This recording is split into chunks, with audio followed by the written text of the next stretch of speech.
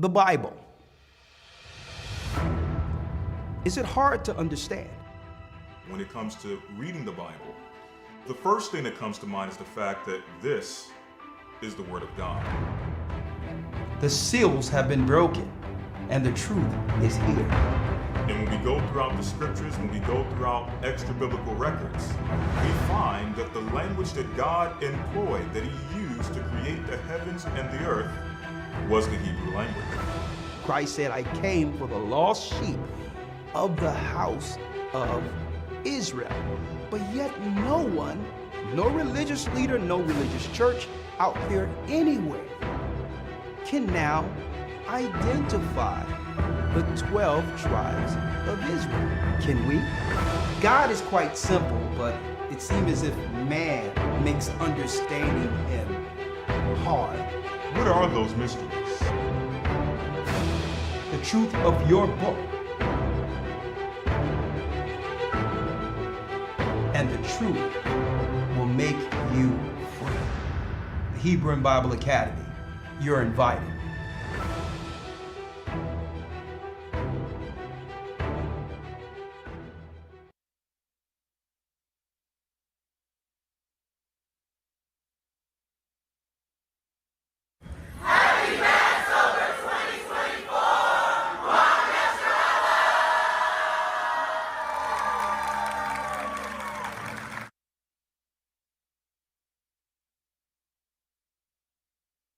Shalom, shalom. Let's go. All praises be to the Almighty. Let's go. Let's do it.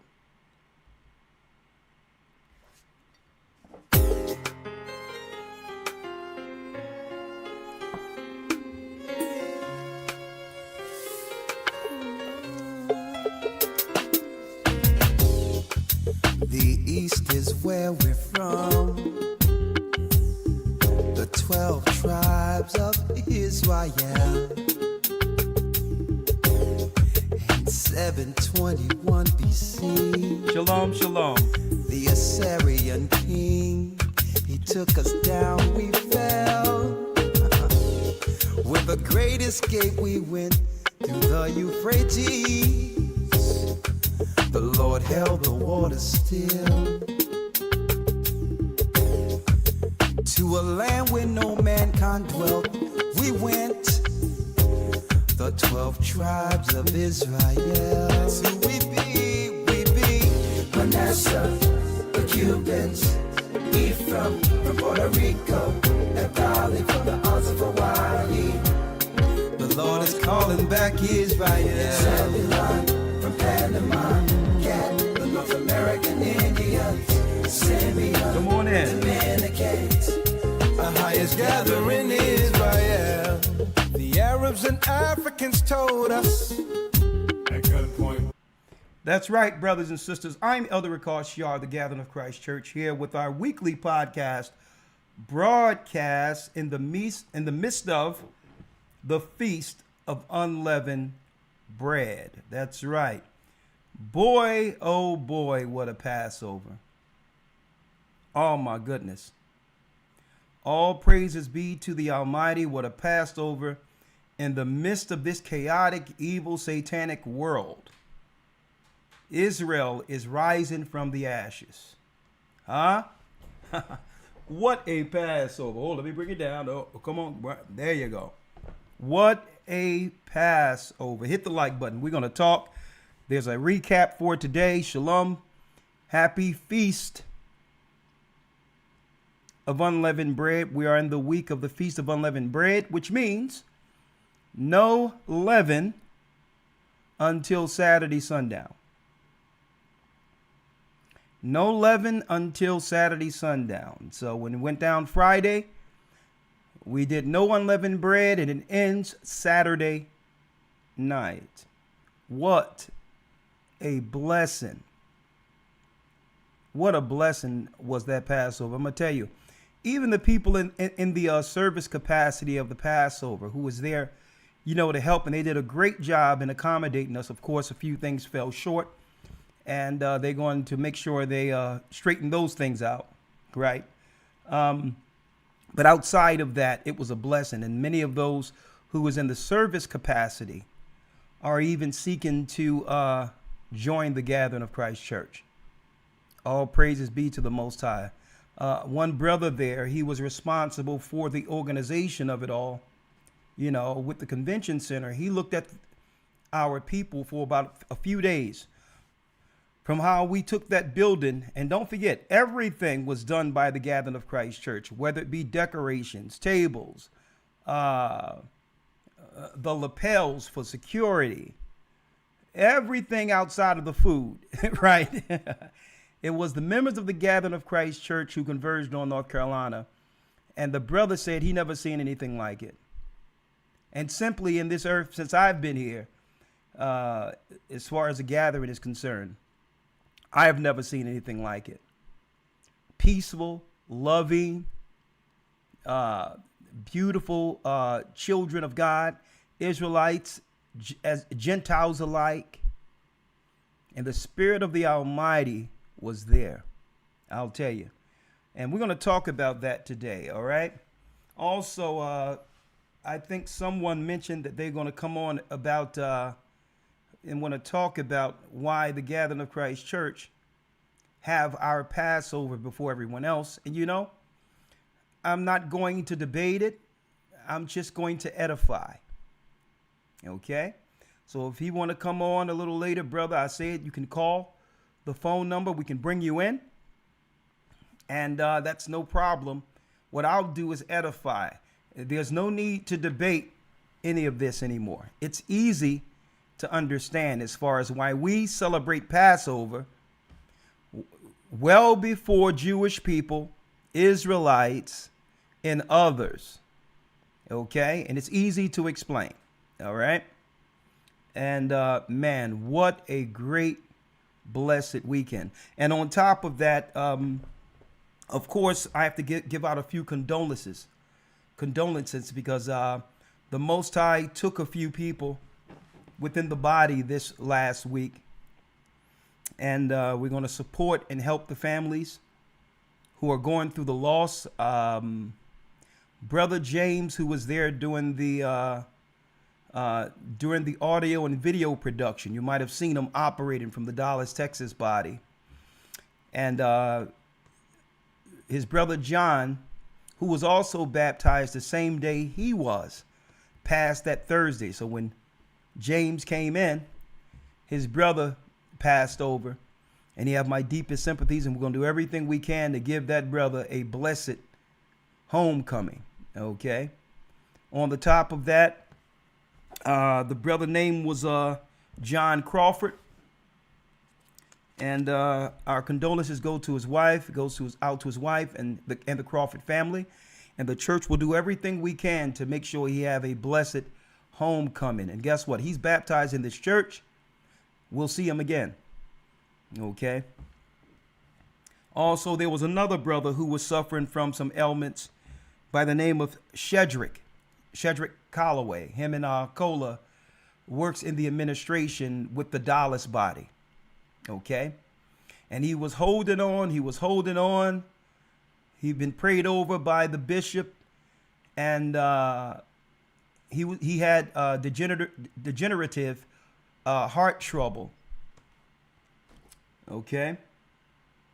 Shedrick and Cola Calloway. Okay. And the brother had degenerative heart trouble, and he wanted to get to the Passover. He told his wife he's going to hold on, make it to the Passover. Hold on.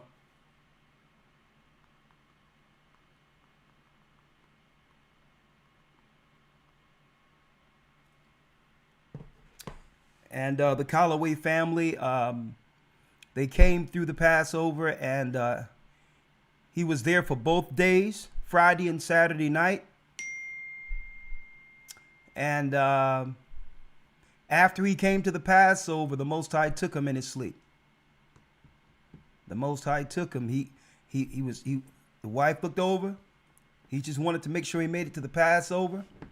Some thought he wouldn't make it. he went to the Passover, and right after he went to the Passover, Feast of Unleavened Bread, both ceremonies, he fell asleep, and the Most High sent the angels. And there's a 7-day period in which you go from this side into paradise. We will see the brother in paradise. And also, we want to give our deepest condolences to Carlos Torres Sr. He also passed during this week, 2 days ago. And over in England, Bishop Dawada in England, his sister passed over. And we give our deepest condolences to all the families. And hey, we know a lot of chaos is coming to the world. The war will soon ensue. Hey, they may even start a war in order to keep power coming up with this election, which could probably lead to a civil war. But whatever's going on, the Most High is doing his will within all of it. Okay, the Most High. Dawada Gabar from South Carolina. Dawada Gabar from North Carolina passed. Dawada's sister from from South Carolina passed. Bishop Dawada Gabar, and she have our deepest sympathies. So do you, Dawada Gabar. And also Kazak's father, he passed, and the Most High is taking so many right now before the war. Feast of Unleavened Bread, souls are going over, and he's taking them. And we are to endure until what? Until Christ bring the saints back. Bring the saints back. Okay? 1 second. So all my condolences go out to my brothers and sisters in the faith. And if you're baptized in Christ, have received the Holy Spirit, that garment, that's right. You will rise and be a part of Christ's body within the kingdom. Okay?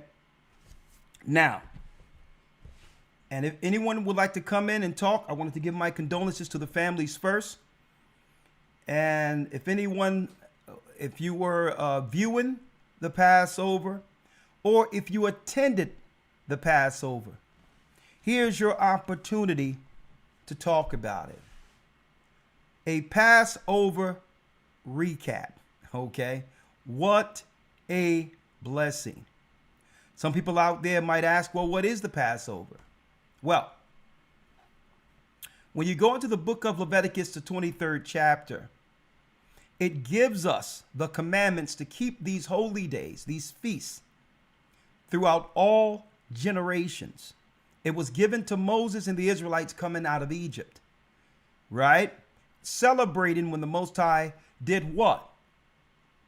He passed over those who had the blood of protection on the doorpost during Moses' time. Whoever believed Moses was sent, put the blood on the doorpost, and guess what? The death angel passed over. Well, that death angel ended up destroying the majority of Egypt. Okay, all of the people, the pagans, who disobeyed the God of Israel and didn't take heed to Moses, lost their firstborn, including Pharaoh. So, and that's when Pharaoh says, go, get out, leave. And the Most High showed his marvelous works. We went out, forgot the yeast, okay? He says, leave with haste before Pharaoh changes his mind, right? So we leave, go into the wilderness, Mount Sinai, and receive the law. And the Most High said, the 14th day of what? The first month is a memorial throughout all generations. The Passover. It shall be a feast throughout all generations. That's the Passover. Okay? It was the high holy day established with our forefathers. That's right, in ancient times. You may see the Jewish people under Judaism following Passover, but they're not actually following the Passover according to what was established in the Bible. It's only Passover in name, okay? The day they're celebrating isn't correct, and in the spirit of how they're celebrating isn't correct.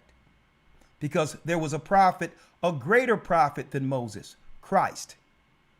And Christ had to fulfill that Passover lamb, that's right, of the Old Testament, with his own sacrifice. The sacrifice of himself fulfills what? The sacrificial part of the ceremony. The disciples, that's right, all those after Christ who was established, Peter, Paul, the disciples, they all kept the Sabbath Passover after Christ's death. Okay? They kept that as a Sabbath after Christ's death. It was still established. So this stuff Christians are talking about, claiming that once Christ came and rose, it switched and changed, is a bold-faced lie. So the Jewish people aren't following the Passover. Why? How do we know this? Because if you don't receive Christ as the sacrifice, then where is your sacrifice now that the sacrifice is done away with? So if you renounce or denounce Christ, there's no way you can keep the feast of the Most High in good faith. All in all, they're really following something Babylonian, covering it with Passover. And this is why their Passover and Easter for the Catholics always fall around the same time, because they're following the goddess Astar and Tammuz, the virgin child of Babylon, and Semiramis, the mother, Astar or Easter. The Christians, that's right, we're talking about the Vatican. The Vatican and the Jewish people are really following the same high holy days around the same time, the same pagan deities of Babylon. And through the Spirit of the Almighty, He have finally given us the time. And we're going to talk about that for whoever would like to come in. Okay? So if the Passover is 14 days from the what? From the last month, that means it's 2 Sabbaths from the end of winter. Okay? It's the second Sabbath once winter ends. 14 days. Right? So some people might ask, well, hold up. It's still not fully warm yet. Well, it shouldn't be fully warm if you're only 2 weeks from winter. And you're viewing that from the west. I lived in the east when the Most High gave us this understanding. Out of Enoch, out of Jubilees, out of the Torah. Okay? And when you get this information and you follow it from the east, you can see it all. You can see the barley and all these others that people are talking about, because what? You're talking about almost tropical areas. So you have people trying to figure this out from the west, claiming it's too cold, not realizing we received what? The commandments that's right, from the Almighty at Mount Sinai from the east. From the east. But we're open to hear what others have to say. And it's only through pride and ignorance many people are ignoring this. Do you think all the other groups and all of them haven't heard what we've been teaching for years? The Most High gave us His understanding since 2013. You think they haven't heard it? So the whole thing, if they inquired even privately, I would show them that their Passover is not the Passover being celebrated in heaven. Right? So we're going to break it down. If the Passover is in the 14th day of the what? The first month, that means it's the second week from the end of winter.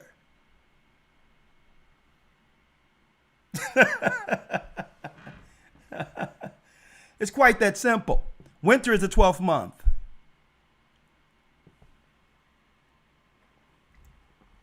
So let's jump in. Elder Lawyer, how you doing, my brother? Let's bring Elder Lawyer in. Elder Lawyer, where is he? Oh, let me bring him. Oh, I see him. Hold on. Skype, where is it? Hold on, Elder Lawyer. Yes, sir. Oh. Elder Lawyer. Shalom, sir. Shalom, Elder Lawyer. How are you? I'm doing well. How about yourself? I'm blessed by the best, and his name is Ahia. If you can quantify a few things, just give me your humble opinion on this Passover. Right? We've been through many. Starting at 15th and Styles years ago, where there was only about 15 people probably. Very small. Yeah. So what is your perspective, Elder Lawyer, after coming through this Passover? The overall perspective. If I can sum it up in just a few words, I would say probably and I know we say this every year, and I think that's because it gets better every year. But for me personally, I feel like this was the best Passover that we've had thus far. Yes. Yeah, I think so on many levels. But just to sum it up, I think the experience was just beautiful from beginning to end. Definitely the best Passover yet. And the spirit of the people, you had to be there to understand it.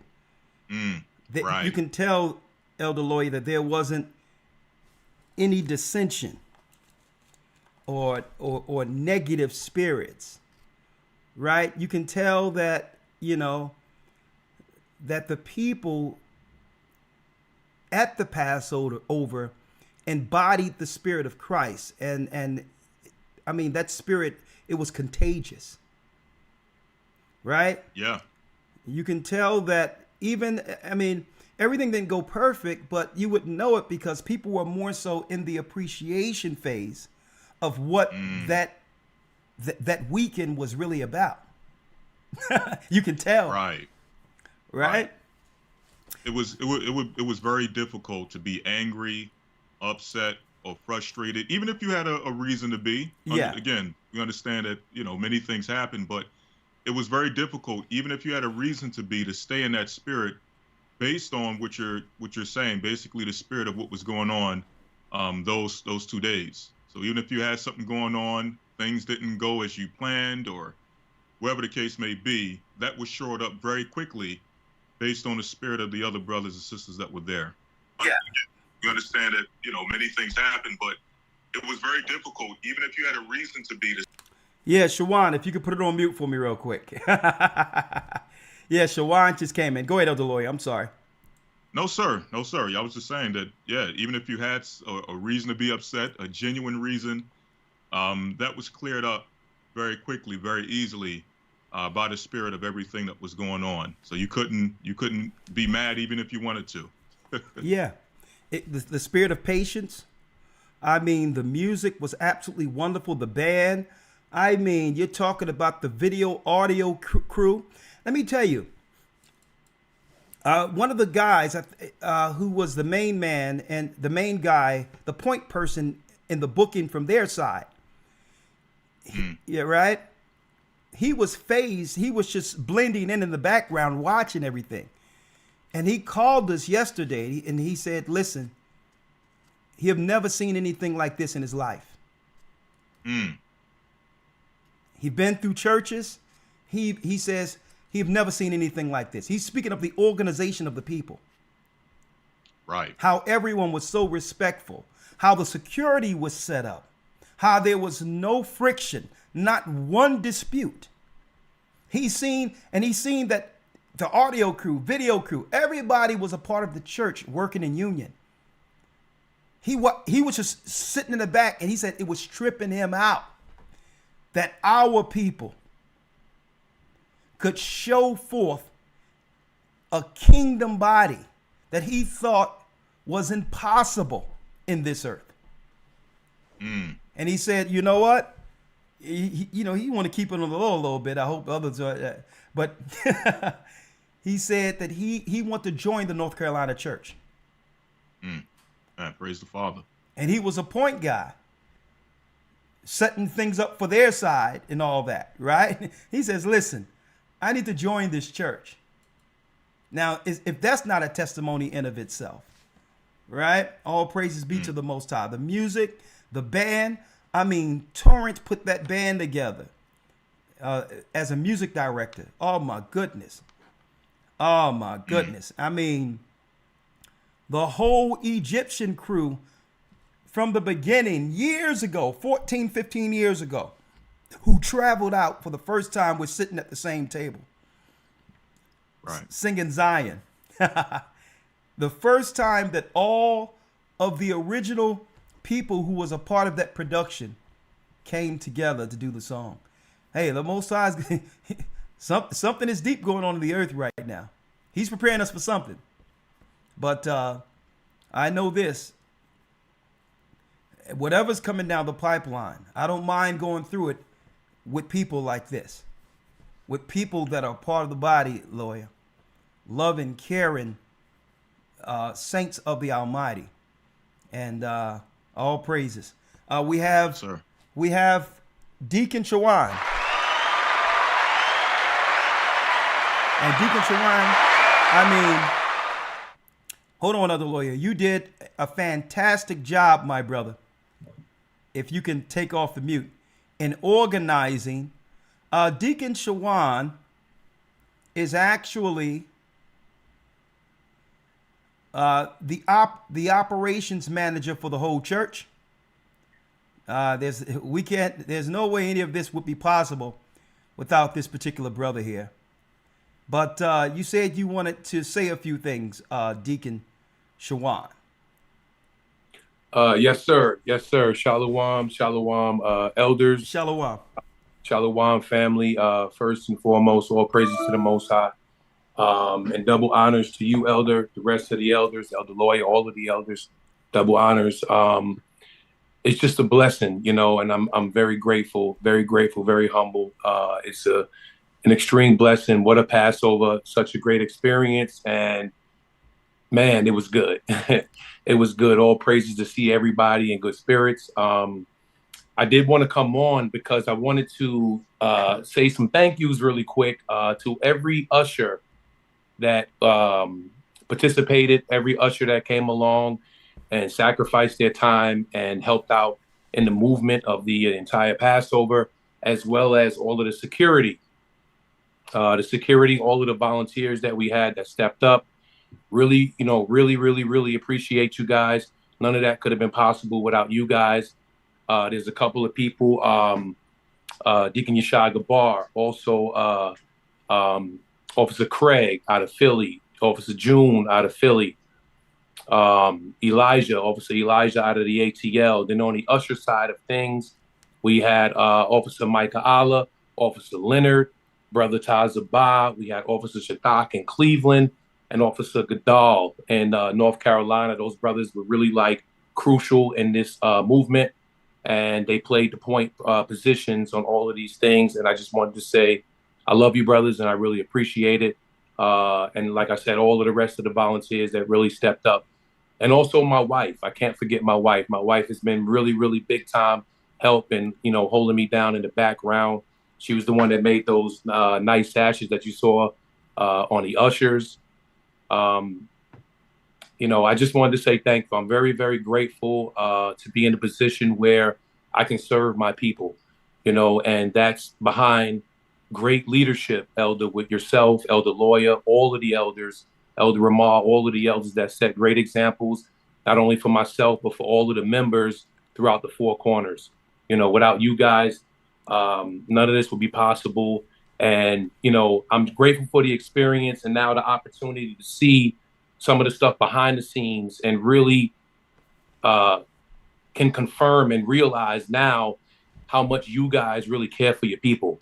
And I see that firsthand. And the efforts and the sacrifices that you guys make on a daily basis for the entire body. And it's a lot of work that goes into it. And I just wanted to say, I appreciate you guys. I love everybody in the body. And again, I'm just grateful and honored to serve. Yeah, because I'm glad, you know, all praises be to the Most High. You know, we're your servants.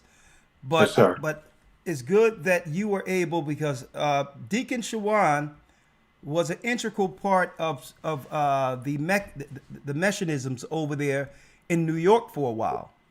And I seen how organized he was, and I said, you know what? We need an operation. I need an assistant. I need an operational person who I can depend on. Yeah, right. Who's on point, humble, right? Can actually interact with people without abrasion. And man, brother, I'm so glad we brought you here into the PA area. And another thing is, I'm glad you're seeing firsthand what it takes to get things done. Right? It's one thing looking from the outside in and coming up with your own assessments on what you think might be happening. But it's but once you're in it, you realize, you know how intricate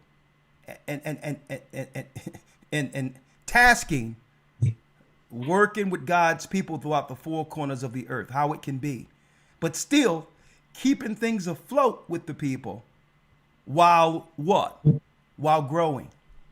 And it takes a serious foundation, organization for something to happen like this through the Spirit of the Almighty, brother. And I want to say thank you. Hey, but we're not finished. All praises.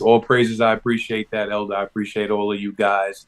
And like I said, just honored to serve. Okay. Wow.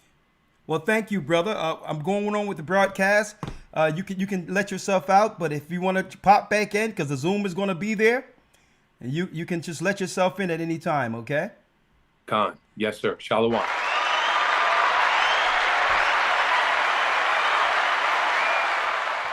Elder Lawyer, we have a slideshow. Before I go into the slideshow and field questions and all that, right? Let me put this out of the way. Hold on one second. All right, let me pull up the slideshow first. Right, here's the slideshow 2024. Right, thank you, AC, for sending me these. And let's take our people on the journey. Right, and the photographer from North Carolina. Oh my goodness, is he on point? That brother is super cold with it. Super cold with, man. This guy has an eagle eye. Hold on. Is it North Carolina or Texas? He's from Texas, right? I'm sure he's from. I believe he's under Azan in Texas, if I'm not Azan, mistaken. yeah. Hold on, I'm going to make sure I do an honorable mention for him. But let me pull up a slideshow real quick. Man, over 3,500 people just on, and this is really the what? The Mideast, some of the Midwest, the North, Converge, Florida and all that. The South, we all converge 3,500, not including those who came through.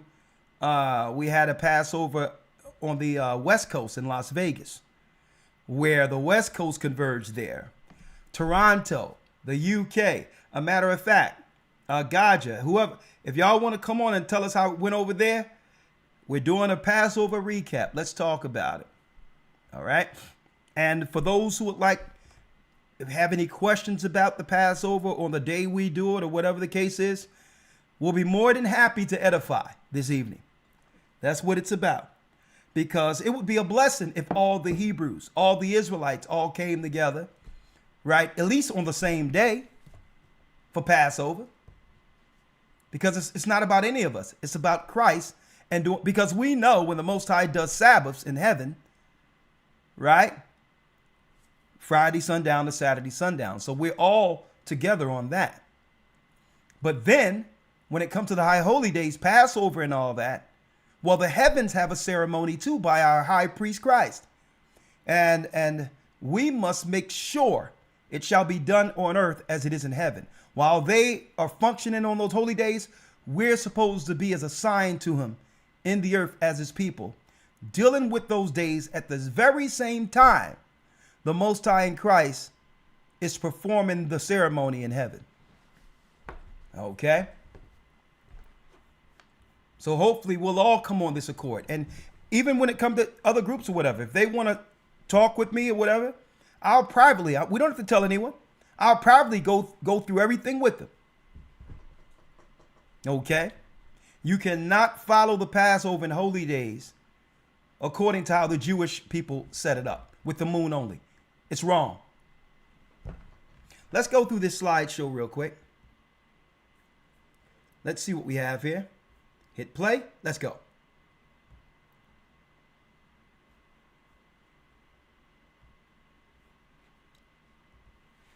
Look at that there.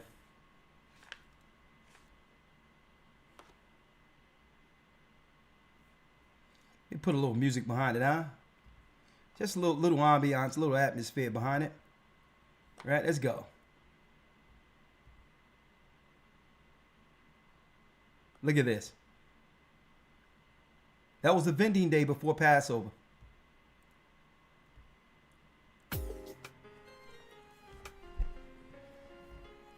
Look at this.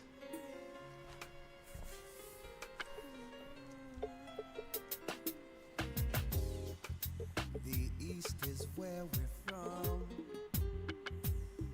The 12 tribes of Israel. Look at this. 721 BC. The Assyrian king Look at our children. took us down, we fell. With the great escape. Hold up. Let me pause this. The Euphrates. Hold up. Let me go back. The Lord held the waters still. Let me go back. To a land where no mankind dwelt. Elder Lawyer. The 12 tribes. Out of nowhere, Yes, sir. I said, let me do a little background atmosphere, right? I put on the 12 tribes song, right? Mm-hmm. And here's a woman here who made a shawl for us, right? For me, right? And it has fringes on the bottom, right? Right. She crocheted this with her own hands. Now, check out how deep this is, Elder. She called this shawl with fringes Jacob's ladder. And it's 144 steps from one end of the shawl or the scarf to the next. It's 144. Wow. So she called the shawl Jacob's ladder, right? And when you go up, on one side, it's lighter yellows for the 10 tribes. And on this side, it's for the southern kingdom. But when you go all the way through, the ladder goes all the way up to 144,000. And she crocheted this with her own hands. Praise. It's a labor of love. That's a labor of love. Sister, we really appreciate your gifts. A lot of patience and time went into that, sister. We really appreciate it. But let's go on. More on the slideshow here.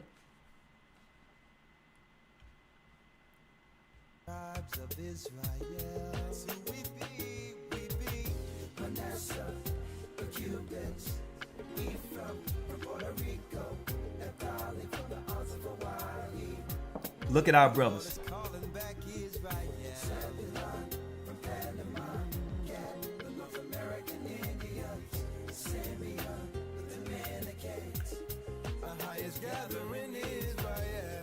Look at this. They had vending, singing. Together our wives and children that sold us. In the belly of these great ships we traveled. Look at this.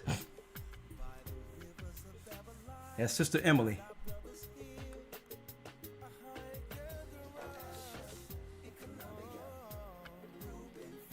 All the tribes and the Gentiles in Christ. Elder Lawyer, these garments were absolutely royal out there. Yes, they were. Oh my goodness. Look at this. He says, I'm going to do the work, that young boy, that young man. Mm.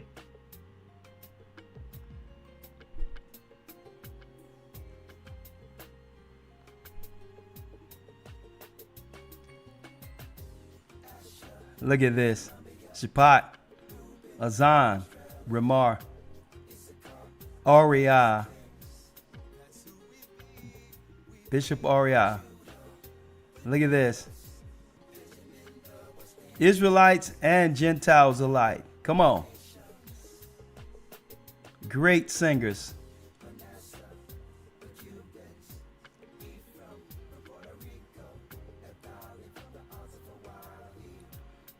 The Lord is calling back Israel.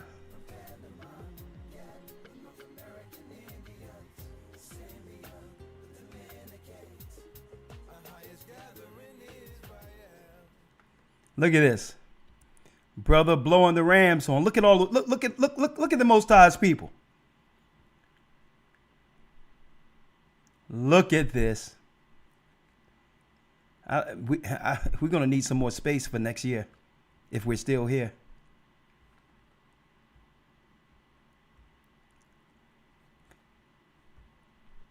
Our sisters were looking like princesses, queens out there. Lord. Look at this. Daughters of Zion.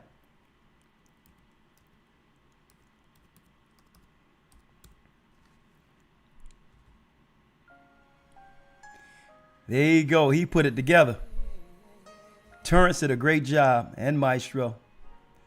All of the musicians were great. They were fantastic. Right. Look at this.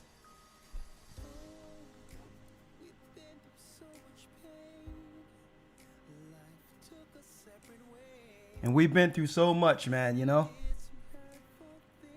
Look at Bishop Al, Elder Al, excuse me.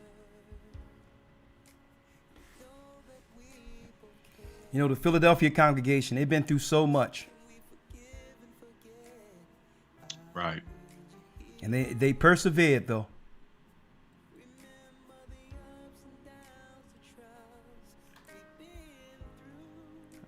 Look at this. Brothers and sisters, is this amazing or what? Hit the like button. Come on. No grudge, yeah. Look at the mighty men.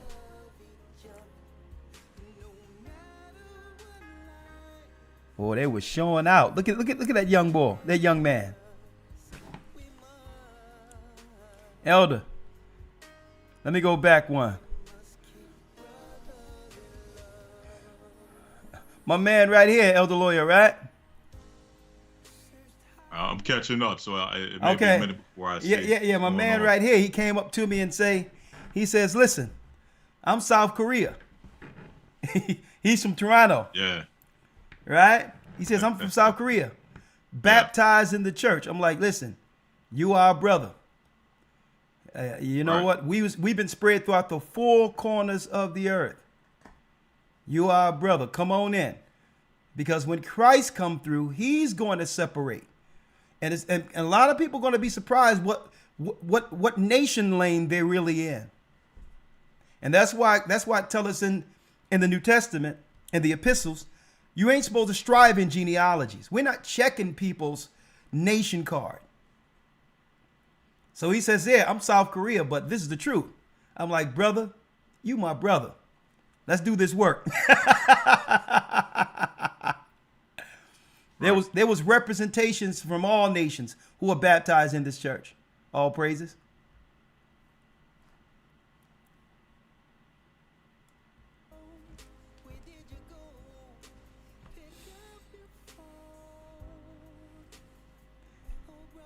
Boy, they was hurting it. Man, they be coming up with some serious garments, I'll tell you that. I apologize. Ooh.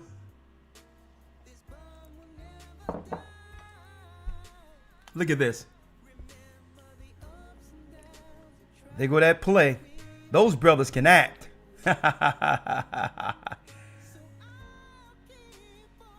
Yeah, brother Charles from the Philadelphia body did a wonderful job. I believe he was playing Paul. He was playing Paul. Oh, he tore it up, didn't he? Hell of a job.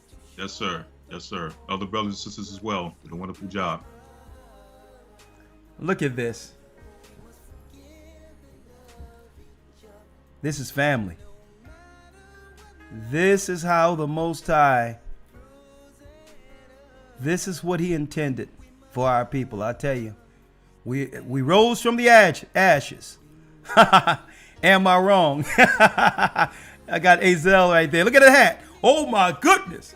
Hold up. Hold up. Hold up now. I didn't know he caught this one. They got the hat suspended in air. Oh my goodness. Hey folks, I'm seeing these for the first time. I'm seeing these for the first time. That takes me back to my stepping days right there, y'all. I'll tell you. Let's go. Whoa! Look at the people. Let's go. You talking about some righteous fun.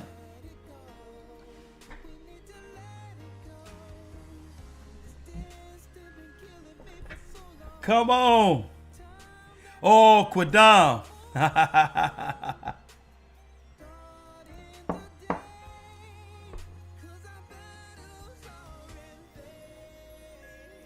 Look at that. Praise the Most High.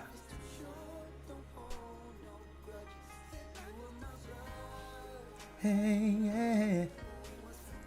You're my brother. No matter what life throws at us. They go lawyer. We still love.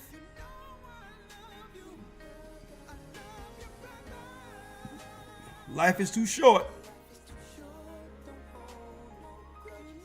You were my blood, yeah.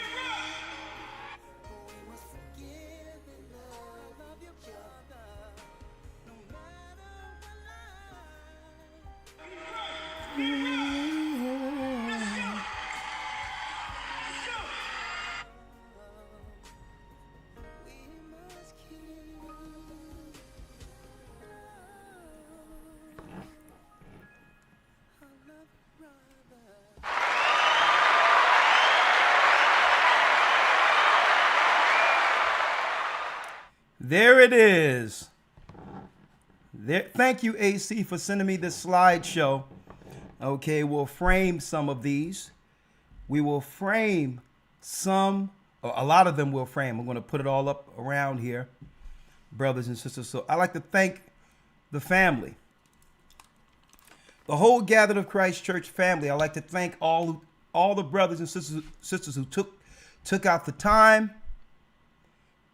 to bring your families down to share in one of the best high holy days I've ever participated with.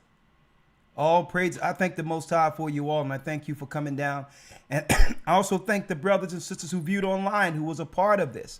Like I said, the church was going to do everything we could to make this an engaging experience for those who couldn't be there.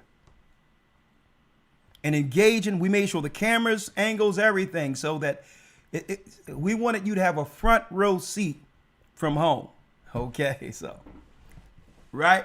So, hey, the Most High, this is what happens when God's people come together, I'll tell you, in his name. What an anointing. What a blessing. Now, some people were disappointed, Elder Lawyer, they were disappointed with the fact that we had to take the 10-hour video down from the broadcast for Saturday. They were disappointed. You know, some people worked all day and the broadcast got them through both days, right? Right. But what they don't understand, YouTube have all these rules, right? YouTube have all these rules, and that a lot of some of the gospel songs. Now, many brothers and sisters did originals, but many of the songs that were performed by the choir were copyrighted or music that's out there. Right. Right. The gospel genre. And if you do something from one of those artists, right, what happens is that the royalty, I think it's BMI, they cuts in, and what happens is there's a copyright strike, and through that they'll mute the song. So it's like the choir is standing there, you're viewing it, but yet they'll mute the song where it'll just mess up the viewing, right? So they're doing this. They're trying to put a lock on something, but I don't understand how they can do this. And I didn't feel like challenging every copyright. So many people did different songs. Even I did Am I Wrong? But they didn't copyright that because I broke it up and made it a different song. But if I kept the progressions and everything the same without breaking it up, dancing a little bit, putting a hat in it, then it becomes original content if you change the song. So this is why some songs were able to stay through the edit, and most we had to cut out because the choirs did the songs almost exactly how they were recorded by artists. Outside of changing the Most High in Christ's name, it's the same song. Instead of God, they would say Ahia. Instead of Jesus, they would say Yeshaya. But outside of that, the songs were almost identical in progression compared to the other songs that were out there that they were actually singing. So I didn't feel like having to refute every copyright strike. And guess what, folks? Other people does this, they do this, and guess what? They get no pushback at all. Unless you're playing the song as it was originally recorded, that's a copyright strike. I see other people singing songs and they leave their channels alone. But folks, they won't let A Gathering 144 channel get away with anything. Okay? So I didn't feel like challenging all these copyrights and all that. So what are we going to do? Well, I told AC, place the link to the uncut Passover where they can find it someplace else, uncut, uncensored. And make sure any videos we put out there for the Passover, the link's there. But I said, but we need to take out the dead air, the intermissions, and all these other parts while we were eating and all these other things. Just have the ceremony, all the important parts, and edit it all in one. And then brothers and sisters will have access to everything, right? The music, the entertainment, the praise, the prayer. So we're editing that. We'll give you a link and you can actually go to the original one but have to be outside of YouTube because, you know, we did about 20, 30 songs out there, and I don't feel like challenging all these songs. All right? Yeah, that DJ killed it too. That DJ killed it. And another thing is we're going to springboard from this, Elder Lawyer, of the first week in June. The first weekend in June, we're going to have our first Gathering of Christ Church Truth Concert. And that's going to be in Augusta, Georgia. And we're going to have a symposium, a health symposium that Friday. We're going to have many health people, herbologists and all that come out and have a symposium where they'll give us some tips and all that on how to stay safe, so to avoid some of these hospitals and all that by getting ourselves back healthy. It's going to be a health conscious thing Friday. We'll pray Friday sundown, and then Saturday sundown will be the concert. And you'll be hearing, brothers and sisters, I think we can only do about, 2,000 to 2,500 on that. Probably 2,500 max is the capacity there. So you'll be hearing about that. We're going to put tickets out there. Or if you want to converge on that, you don't have to be a church member to be a part of it. And in the midst of the concerts, we're going to have all the best acts throughout the United States. Elder Lawyer, what is that, brother? Ahia, I worship you. I worship you. What's the brother's name? Even in the midst of the storm. When I don't see no way out. What's his name? Y'all know. Somebody will put it in the chat. It's at the tip of my tongue. Somebody will put it in the chat. Put his name in the chat. The brother from Jamaica. Ahia, I worship you. Ahia, I worship you. I worship you. What's it? Come on, put his name out there. Ra'ash Yasha Allah. Ra'ash Yasha Allah. That's him. We're seeking to Ra'ash Yasha Allah. We're seeking to fly him in for the concert this June. Of course, we're going to have our man Steve Diamond come through. And, you know, we're going to have Rapaya Allah, myself, many singers who's going to come out and just praise and worship the Most High. And in the midst of all the music, we're going to drop real time prophetically what's going on in the earth. Because why? Not just church members will be there. So we're going to take 30 minutes of what? Prophecy dropping. So we're going to have the concert. In between 30 minutes of prophecy dropping and how to get ourselves on one accord before this election. Before this election. Because I believe what they're doing, letting all these people in and all this, folks, I'm going to tell you, all these people aren't migrants, okay? And Elder Lawyer, real quick, I'm going to talk about that this coming Saturday. France just sent 2,000 troops, NATO troops, to the borders within Ukraine.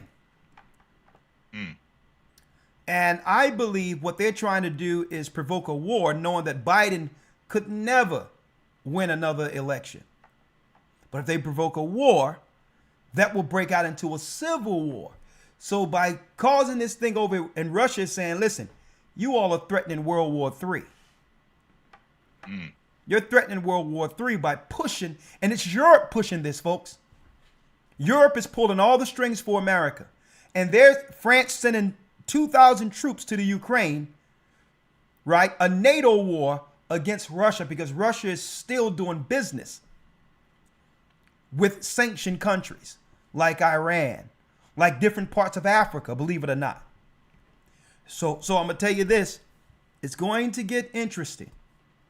So I'm going to be talking about that and more. I believe that they're going to provoke a war. They're not going to be able to finesse an election with mail-in ballots and all this other stuff, right? Because now the people can see what's going on with this so-called Democrat Party. That's Satan's party. Any party that would celebrate getting rid of deleting children as a right, transgenderism and all these other things, intersexuality. And folks, I'm going to tell you, Elder Lawyer, You notice Barack Obama didn't release any of this stuff until his second term. You notice that? Right. Right. There was no gay marriage. He waited until the second term because they played this thing slick the way they used this guy. They gave people just enough hope with the first term, and then he said, "Listen, I need another term to finish what I started." And our people were saying, "Whoa, finally, he's definitely going to do something for us," right? You had the Senate, you had the House, you had Congress. All three were Democrat ran. We had the Senate, we had the presidency, and we had Congress. I'm talking about the Democrats. So there was no excuse. Anything that they wanted to do for us, they could have done right there in Barack Obama's last term. And what did they do? What did they do? Gay marriage. We started hearing about all this other stuff. Transgenderism, flags, rainbow flags all over the place. And now the people, our people, realize we were bamboozled by a foreigner. A foreign entity came in, cloaked, cloaked under civil rights. And guess what? What we're seeing now was their plan the whole time. So you know what? They know that they can't win another election. People can see them now.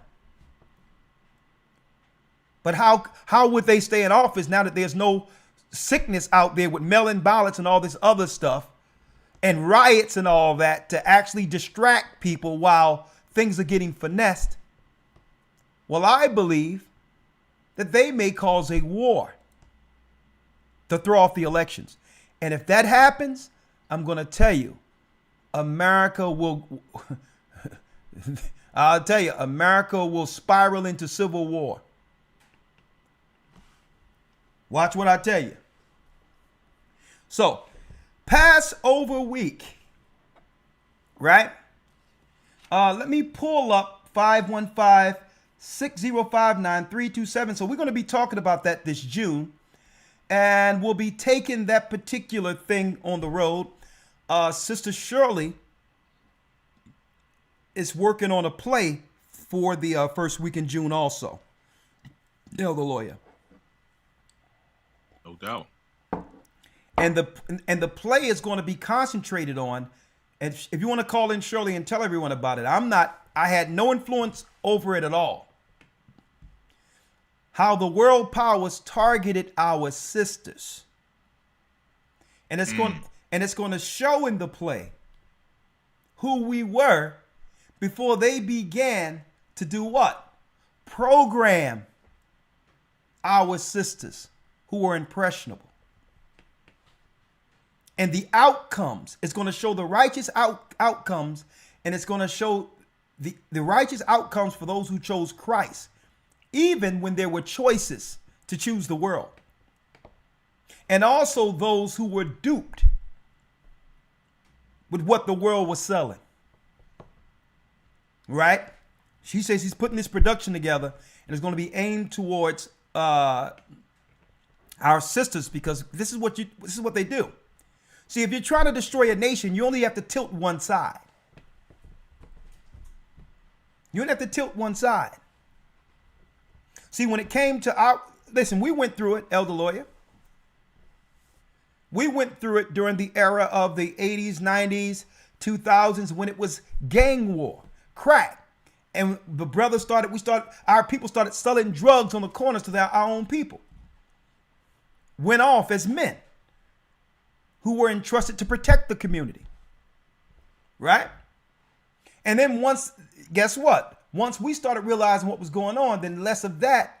And then they started pressing on the women when it comes to freedom, free love, sexuality, and all these other things. They say, let's press on the women now. Femininity and all of this, knowing that it affects the poor. Anything negative affects the poor more so than any other people.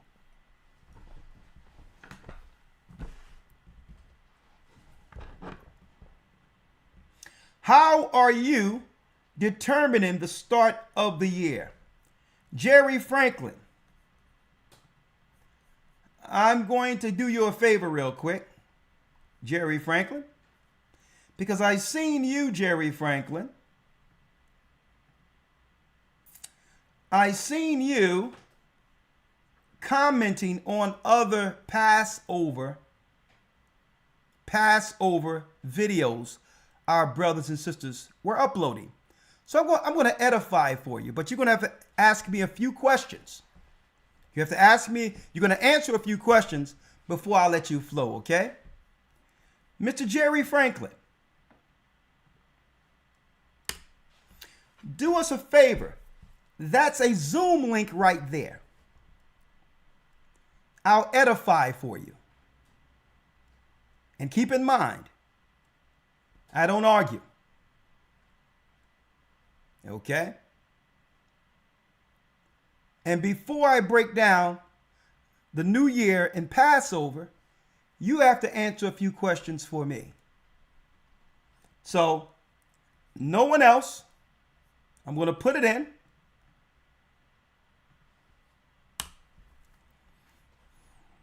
Mr. Jeremy Franklin, Zoom is up. Elder Lloyd, you got your Bible out? Yes, sir. Grab your sword. Okay, I got my Bible ready. Because Mr. Jeremy Franklin sought to come into some of our uploads and said that we shouldn't be celebrating Passover right now. All right? So, here it is. Mr. Jeremy Franklin, how are you? Right? How are you? Great. How you doing, sir? I'm doing good. Okay. Now, real quick, bless you, brother. Let me pour you in. Okay. All right. Let's talk before I pour you in. Okay. All right. How old are you, Mr. Franklin? 63. How old are you? Brother, the next time, sir, you ask me a question after I ask you a question, that will end this dialogue. So listen, I'm going to say it once, but then if we go again, sir, I bid you a good night. So you understand how this is going to go? Yeah, we can flow like that. That'll be fine. Okay. So like I just stated, I'm 63. Thank you. 63. All right. Thank you. 1 second. And understand, I don't know you. That's number one. Number two, I never seen you. I don't go to your videos. And I've never interacted with you. You are here where we are. Okay? So, since you're here, we dictate how it goes. Okay? So I'm going to ask you a few questions, sir. All right? Who did you learn under? What church or Israelite group? I've listened to several groups. I've listened to, whether you want to call them camps like IUIC. I've listened to, if you want to call them congregational, Israel of Jesus out of Chicago. And I've done studying on my own. Okay. So you listened to many different groups, camps, including our church, and you studied on your own. So you're not affiliated with any congregation, correct? No. Okay.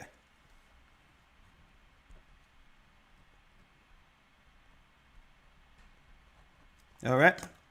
Next.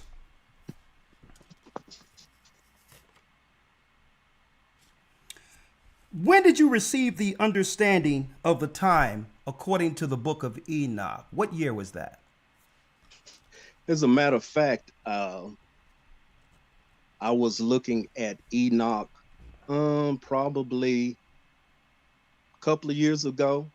Okay, let me phrase the question because I'm very exact with how I ask questions, so that you can Okay, and I'm gonna be exact with my. okay, Can I listen. give you? Okay, sir, listen, because we're not going to talk around. Because what I'm saying is direct, and it only takes a direct answer. When is a time? Okay, what year did you come to the understanding? 2023. 20. 2023. Thank you, 2023. All right. Now, let me make it clear, sir. The Most High gave us this understanding when I was overseas near the Sinai area 10 years ago, 2013. Okay? I'm just giving you that for edification. So 10 years before you can question whether or not, right, the new year is correct or the Passover was correct, we were already doing it. That's all right. Now, next thing I have to ask you, right? What is the Sabbath, or what day is the Sabbath according to your calculation of looking at Enoch? It starts actually it starts where the I'm going to ask you have again. the first of the month. Sir, I'm going to listen. You're not listening good. I'm going to do it again. There's 7 days out of a week. Sunday, Monday, Tuesday, Wednesday, Thursday, Friday, Saturday. What day is the Sabbath? It's the seventh day. Okay, so what day is that? Give it to me. We say it's Friday sundown to Saturday sundown. Is that yours? It is right now, yes. So you mean it changes? It changes according to when the start of the month is. Okay, so again, is there any? It's still gonna Okay, be okay, the seventh day. okay. No, I'm very good at asking questions. Listen to what I'm saying. So, is there a time where Sabbath isn't Friday sundown to Saturday sundown? Like I just stated, it depends on the start of the month. It's still yet going to be the seventh day. Sir, I'm going to say it one more time and then I'm going to bid you a good night. Okay? Friday sundown to Saturday sundown is the Sabbath forever. That doesn't change. So what I'm asking you is there a time where when you're following things that the Sabbath isn't Friday sundown to Saturday sundown? The process doesn't change, not the day. It's still you're going to be the seventh day of the month. Okay. Seventh day of the All week. right. So, sir, we're about to bid you a good night in a couple of minutes. Let me ask you this. When you celebrate the Passover, right? Who's going to be there with you? Who's going to be there with you doing it? My family. Okay, so what about the holy convocation that was established with the church according to what was given to Peter, where it says keep the Passover, and Paul? They were keeping it as a congregation. Okay, when I was with the congregation, I kept it with the congregation. If I'm not with the congregation, I'm keeping it with my family. Okay, so this is what we do. The Bible tell you about what? The Bible tell you about forsaking the assembling. Okay, so when you can get it right on where you need to be instead of bouncing all around the place, because you're not in a position, sir, to tell us anything concerning the high holy days. You're out of. Well, you're asking questions. Okay. Okay. Listen to what. Ask questions? No. Listen to what I'm saying. Okay, so why wouldn't it be okay to ask questions? Okay. Well, let me show you why. Elder lawyer. Because that's why I put it in. That's what it sir, in the video. Sir, I'm going to show you. I'm going to show you now. Now, there's a reason why I'm talking with you, and I'm not letting anyone see your face or picture. Okay? And I muted you so you don't have to speak back because no one can hear you. There's a reason why I didn't show your face. right? Number one, if Christ is in you, you don't have to be here with us trying to tell us when we should be following holy days or the new year. You should go out, sir, your lips are moving. No one can hear you. So that means you have to listen until I unmute you. Okay, well, I'll tell you what, keep on talking. Don't worry about it. No one can hear you anyway. So it's like this. You're not in any position to tell us what day the holy day fall on because you're not even following it. That's number one. Number two, you're tossed to and fro in different winds of doctrine. Leave us alone. You don't got to look at our videos. Go about your business. Listen, go about your business, sir. Let me show y'all what we be dealing with here, folks, real quick. Let me show you what we're dealing with here. This is what we're dealing with here. People who are being tossed to and fro all over the place, no foundation, but see fit to try to intervene and come at a glorious time when the Most High have risen a nation through a work. A person with no work at all, who's here to put the cherry on the top concerning what we're doing wrong when he's doing nothing. Okay? Now, you can hold tight. You can learn something real quick. Elder Lawyer, the brother said that he done bounced around to all different types of teachings and wonder why he's so confused. And I pray for the brother. Hopefully he'll find a place. And the only thing I can say is, brother, go and do the work on the holy day the Most High have established for you. And if the Most High found favor in it, he'll bless your work. You don't have to follow what we're doing. Go ahead about your business. You don't have to comment. You don't have to. And folks, I'm going to tell you. And this, I'm going to tell y'all what's going on here, folks. And this is how you can tell. The elder class has failed us.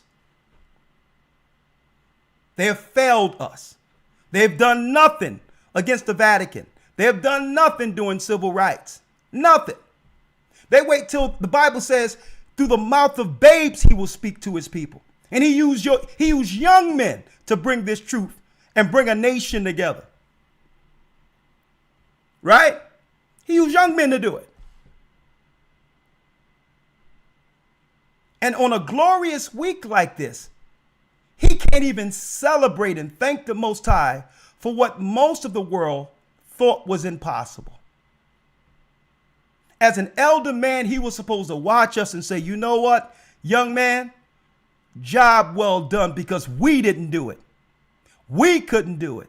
How can I get behind you and help with the work? No, he want to come in 2023 with a clock that don't work. And this is why the Bible, and folks, I gave him the opportunity. Okay? But I wanted you all to see, because I'm not going to have him come on this platform to teach anything. Because this is how guys like that get listened to. He can do nothing on his own. I've met many guys like that, where they think they have the all to end all with no work. Elder Lawyer, chapter and verse.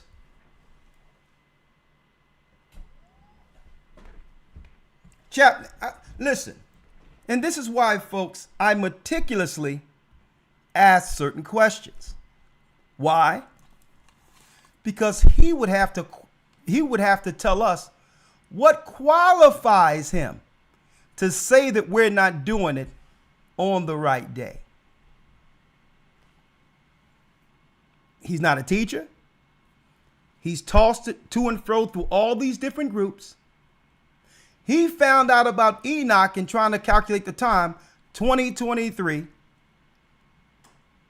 And what he don't want to tell you, strategically he didn't say it. What he didn't want to tell you, brothers and sisters, is that his Sabbaths bounce around. That is not just Friday. It could be another day of the week, depending on how he calculated.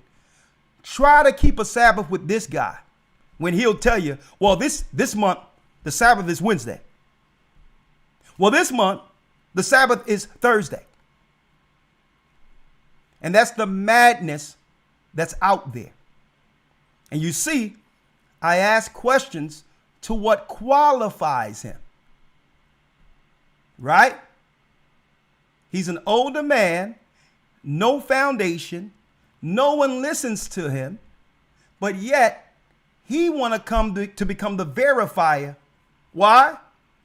I'm going to show you why, folks. I'm going to show you why. Look at this. This is why. I'm going to show you. Let's start from the beginning here. I'm going to show you all why, folks. This is why, folks. Right here.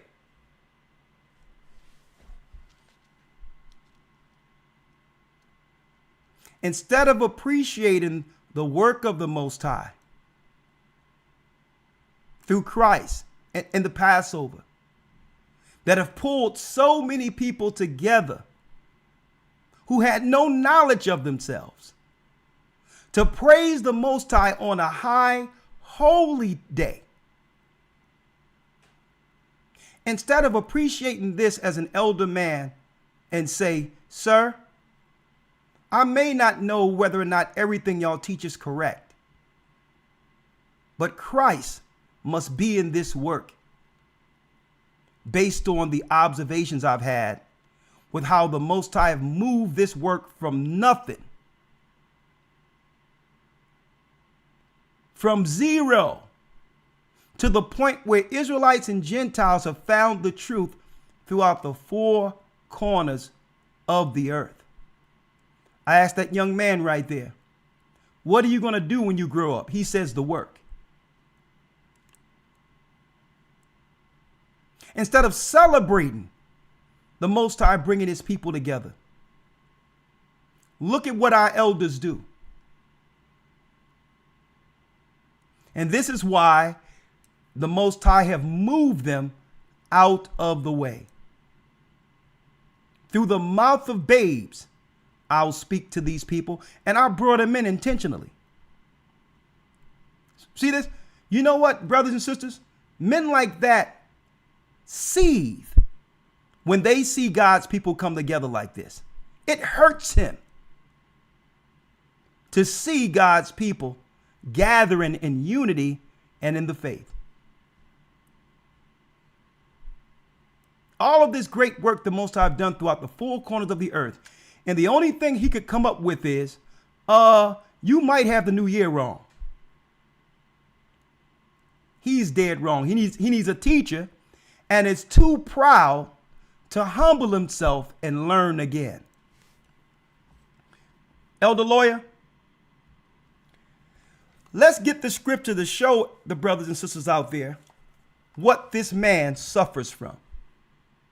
Chapter and verse. Now, he can be taught, but in order for him to be taught, he'll have to forget everything he knows and come like a newborn baby and learn from someone younger than him. Or he can sit on his couch with a few people in his family and bounce around on their own Passover, whenever those days are, with no one in attendance, with zero in attendance. Right? And I pulled him in, Elder Lawyer. You probably don't know this. A brother uploaded a video of our people. He had a camera going throughout all of the vending and the teachings and all that to show brothers and sisters how glorious it was with the Most High's people in one place.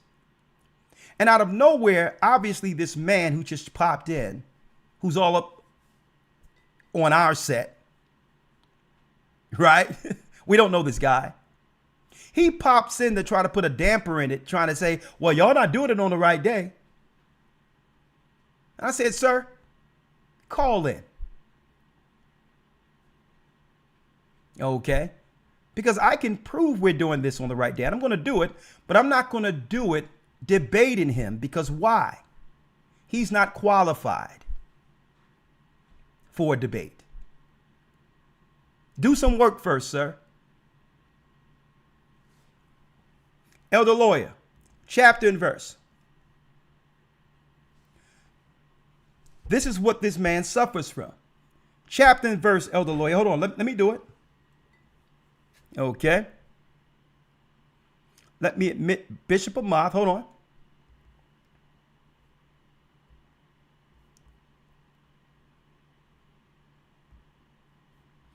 Okay.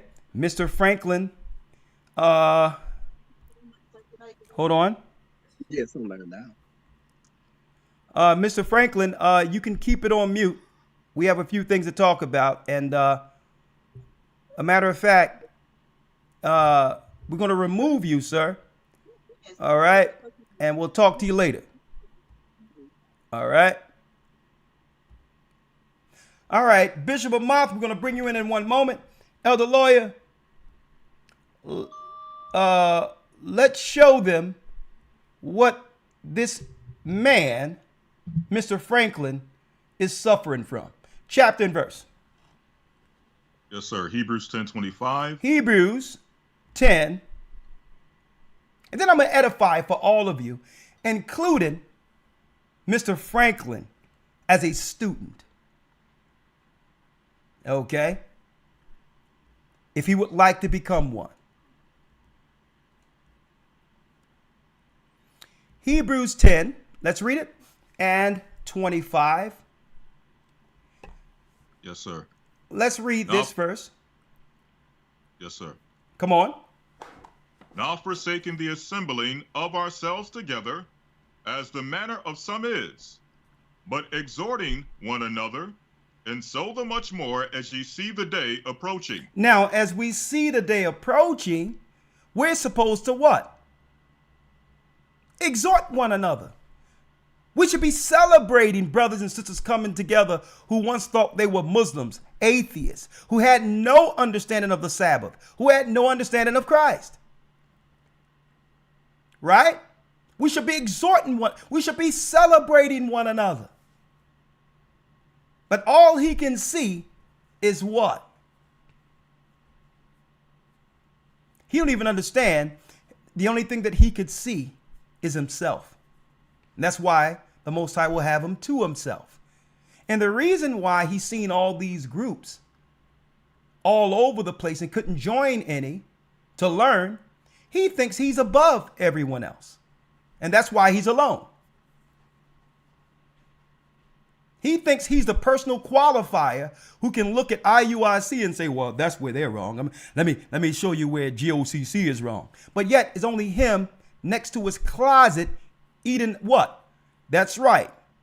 A leg of lamb with him and his family on the wrong day. Not forsaking the assembling of ourselves together. What is this? That's why I asked him, what church are you a part of, sir? Show me the church of Peter where it was just him and his family.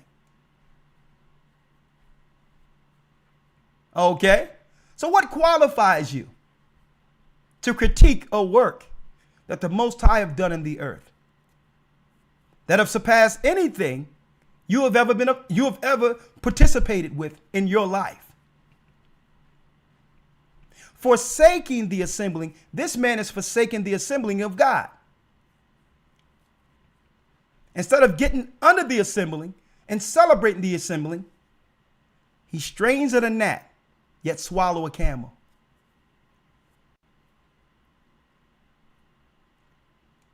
As the manner of some is, that means, folks, you're going to have some people on the outside observing,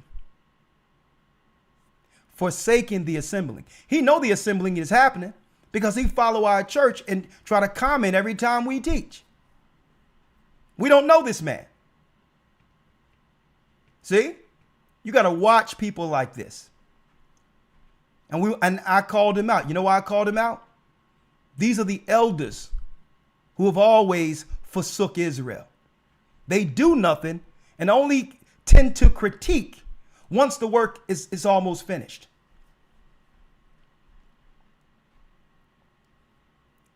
but exhorting one another, and so much the more as what, Elder Lawyer?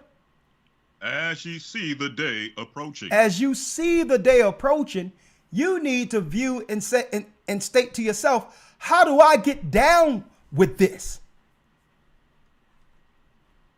I've been forsaking the assembling. Is it possible that, and he never even thought about this, Elder, is it possible that your works are fruitless because you're wrong? And that's why it's only you with your family, but everyone else is wrong.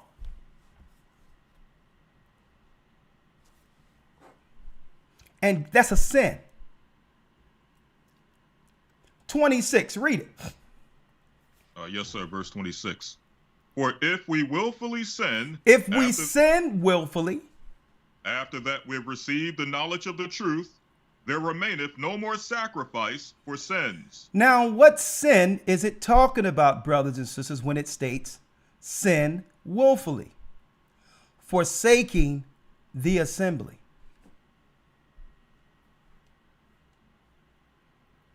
It's so-called 2024. He just tried to figure out the times of Enoch in 2023. Wrong as a broke clock. Right? Only to come in and try to correct the teachers of Christ who has established a work in the earth. I need y'all to look at this. The Most High have given us this since 2013, and the Most High have had this clock right on point ever since we've been following it when it comes to the seasons. But I'm going to teach him if he's willing to learn. Okay? I brought you in, Mr. Jeremy, whatever your name is. From now on, the only thing you can do, sir, is learn. When it says, for if we sin willfully, what is the sin? Forsaking the assembling. You don't even have a church. You're not even a part of a church. What qualifies you to critique? So it says here, 27, but a certain fearful, looking for a judgment and a fiery indignation which shall devour the adversaries. Right? He's really an adversary. See? And in order to justify himself doing nothing, he justified that by claiming everyone else is wrong. That's the only way he can live with his own conscience. Because if we're right, then why isn't he doing it with us? So he have to say everyone is wrong to justify himself doing nothing on his couch while the Most High bring forth a nation right before his eyes. Right before his eyes. And I wanted to use him, brothers and sisters, as an example. Because if he had work, brothers and sisters, he wouldn't have time to try to tell us what time of year it is. He would be working. So what he received tonight was what? An admonishment. You're right, Elder Dell. And don't block the brother. Don't block him. Don't kick him out. Let him continue to watch while we continue to teach. Brother, sit there on your couch like you've been doing and watch the power of God through this church. Okay? Elder Lawyer. Yes, sir. If you will, let's go back now and I'm going to show you what the brother is suffering from. The brother is suffering from being tossed all over the place. One of the cardinal mistakes people make is to go online and to begin to go into all these different doctrines of groups and think that you have the know-how and the knowledge to decipher from each group what's right. That's a cardinal mistake. That's a cardinal mistake, because what? You don't have the foundation to look through groups to know what's right. And what happens is you get tossed all over the place and angry. See? And this is why the Most High didn't, what? Through Christ, establish his doctrine through Pharisee, through scribe, through Essenes, or through any other group that were operating during that time. Christ established the work separate from all these groups and made a church with Peter as its foundation. And in order to get down, you had to leave Pharisee and be baptized. You had to leave Sadducee and be baptized to be a part of Christ's body. And folks, let me tell you, I don't even have to ask him, is he baptized? Because the answer to that is no, too. Who baptized him? His wife? So this is what men like that suffer from. Elder Lawyer, let's get it real quick. Yes, sir. Ephesians 4:14. Let's get it. Ephesians 4:14, because I'm going to show this, that man and others that's on the sideline what they suffer from. Right? Let's read it. That we, Ephesians 4:14. That we henceforth be no more children, tossed to and fro, and carried about with every wind of doctrine. that you be not tossed to and fro and carried about with every wind of doctrine. So that's a cardinal sin. Online, linking into every group, believing that you can actually establish a foundation in Christ. Folks, that's impossible. I would have respected the man more if he told me, listen, I'm strictly under Israeli Church of UPK or School of UPK. I'm strictly under IUIC. You know why? Because that would tell us here that he could commit to something. Humble himself under something to learn. See? Humble himself under something to learn. But he's all over the place. That we henceforth be no more children, tossed to and fro, carried about with every wind of doctrine. Go on. By the sleight of men. By the what? By the sleight of men. By the sleight of men, because you think his problem is the fact that we're not following the new year on time. You think that's really his issue? I didn't want to waste my time with a long list of things he disagreed with, not knowing any of us. Carried about with every wind of doctrine. Oh yeah, I got a little bit of UPK sprinkled on me. I got a little bit of, I've been watching y'all GOCC. I got a little House of Israel over there. I got a little UPK with me. That's against the Bible. By the sleight of men and what? And cunning craftiness. See, cunning craftiness. Because they'll come in as if they only have one issue. But really, they're trying to siphon off some people to follow them. But you're not qualified to do it. Because in order to be qualified, you must humble yourself and find a teacher. And that's even if you're in your 60s. See? And cunning craftiness, read. Whereby they lie in wait to deceive. And this is why I wasn't going to give him any shine on this particular page. If you went to his page, he probably got his YouTube up for years with only probably about 1.5 view per video. So I wasn't going to allow him to use our teachings, the most I've done through this church, blood, sweat, and tears, to deceive the simple. See? Because that's what he want to do. He want to come in and throw in some confusion like he's confused. And I wanted to use him during the Feast of Unleavened Bread, brothers and sisters, as an example. That's why I pulled him in. And that's why I had the questions already, to show you how an unstable man seeks authority. Unstable as water. But yet he's going to come to us not realizing the earth wasn't talking about the 52 Sabbaths. Hold up. The earth wasn't talking about Enoch, the 52 Sabbaths, when the year come in equal parts day and night, until the gathering of Christ's church.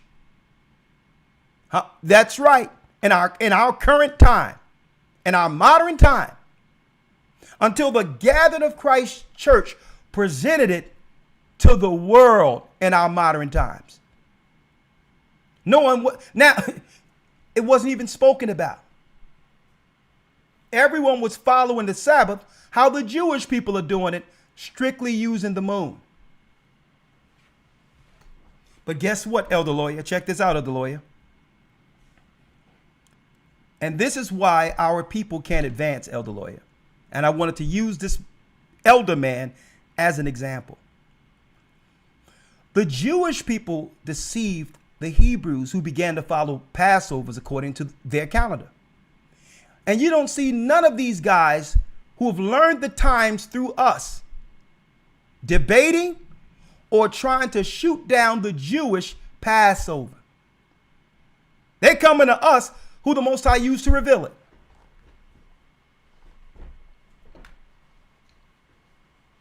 I need you to think about that.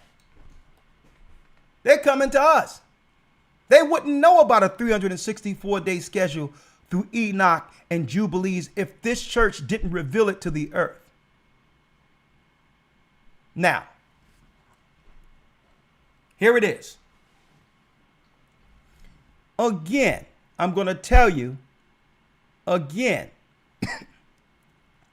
sir, and I hope you're looking, Mr. Franklin, and that one day you will come with a humble apology and say, you know what? I just want to learn. Because you've been nitpicking all on our videos, and the brothers and sisters who are actually celebrating this week, right? Coming to their videos, coming to their page when we're celebrating something marvelous in the earth right now. At the same time, it's celebrated in the heavens. So I'm going to break it down simply for you, sir. When the Most High gave us this, 2013, equal parts, equal nights. Listen to me clearly. It came in precisely Friday sundown to Saturday sundown on all of the timekeeping mountains. Sinai, the Naval Conservatory, as well as Greenwich. That's right. The year ended Friday sundown to Saturday sundown. Now, what happens is it aligned there in 2013. And what happens is it'll never align there all together like that from one year to the next. But you don't have to see it align after that. You just count 364. And that's right. The Sabbaths, the holy days are on a fixed time forever. So you don't have to look at the moon like you do strictly under the Jewish observance of years and holy days. Because the moon comes in 10 days too early every year. So once we had it aligned, we don't have to look at it from year to year. You may be looking at it and it's off for you because you wasn't there when we received it. And you don't know from what areas to actually get the observance. And then every 28 years, there's an adjustment. Okay? Every 28 years, there is an adjustment. Okay? So come to school, learn, okay? And we'll teach it. Elder Lawyer, when one ought to be teachers, let's get it. And folks, some brothers and sisters out there are asking, well, Elder, why do you give him a chance to explain what he found? You know why? I'm going to show you why right now. I'm going to show you why. That's why I posed the questions for him first. He don't have a foundation to debate this. Okay? Let me show you why. He have to bring some works to discuss something like this with me. He has none. Elder Lawyer. Yes, sir. Let's get it in Hebrews, when one ought to be teachers. Hebrews 5 and 12. Hebrews 5.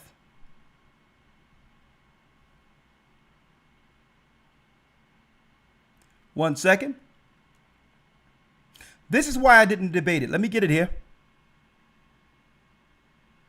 Hebrews 5, verse 12. Elder Lawyer, read it. Yes, sir. Hebrews 5 and 12. For the time ye ought to be teachers, ye have need that one teach you again. Hold up. Stop right there. For the time you ought to be teachers, you have need that one teach you again. He don't even know about the foundations of Christ being able to gather with the congregation. That's the simple stuff. And you're going to try to tell us about the times? He shouldn't even be in Enoch. He haven't learned the Bible yet. Okay? For the time you ought to be teachers, read. Ye have need that one teach you again. You have need that one teach you again. And that's impossible for a person who's tossed to and fro all over the place, listening to every doctrine out there. Which be what? Which be the principles, which be the first principles of the oracles of God. And that's why I didn't open a debate for him. Because I'm not above God. And the first principles of the oracles of God is that you come to learn from the beginning. See? See that? That's the first principles. And you don't have a foundation learning all over the place. One thing about you see those thousands of people that was in that room, they all have what? The same Lord, the same faith, the same baptism, the same doctrine. There's no confusion amongst us. Okay? And you notice he tried to wiggle out of that when I asked him, well, does your Sabbath change? Well, it depends on the first of the month. Oh, so what you're saying is your Sabbaths do change. Why aren't they saying that to the people? Because the people are going to look at them and say, brother, you got to go ahead with that, claiming that the Sabbath changes, because how are we going to keep Sabbath if it's not on a fixed time each week? See? This guy and his family, sometimes we having Sabbath on a Wednesday. How can you have a church like that? That's why he's not a part of one. For the time you ought to be teachers, you have need that one teach you again, which what, Elder Lawyer? Which be the first principles of the oracles of God. That's what God expects first. It doesn't matter how old you are. We have men in this church, humble students who are older than him and are not scattered all over the place like that. And respect the fact that Most High have used young men to bring forth this work. Folks, Christ was in his 30s. And all the elder men was like, who's he? Whose child is he? What law school did he go through? And that's why Christ said, listen, you can't put new wine in old bottles lest it burst. I'm going to speak through the young, because these elder men have become hard-headed, stubborn, proud, and stagnant, and did nothing to move the nation. And only wait till the nation moves to critique. Which be the first principles of the oracles of God. Read.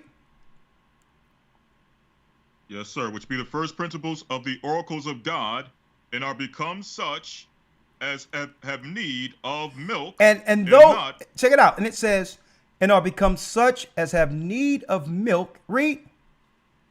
And not of strong meat. And not of strong meat.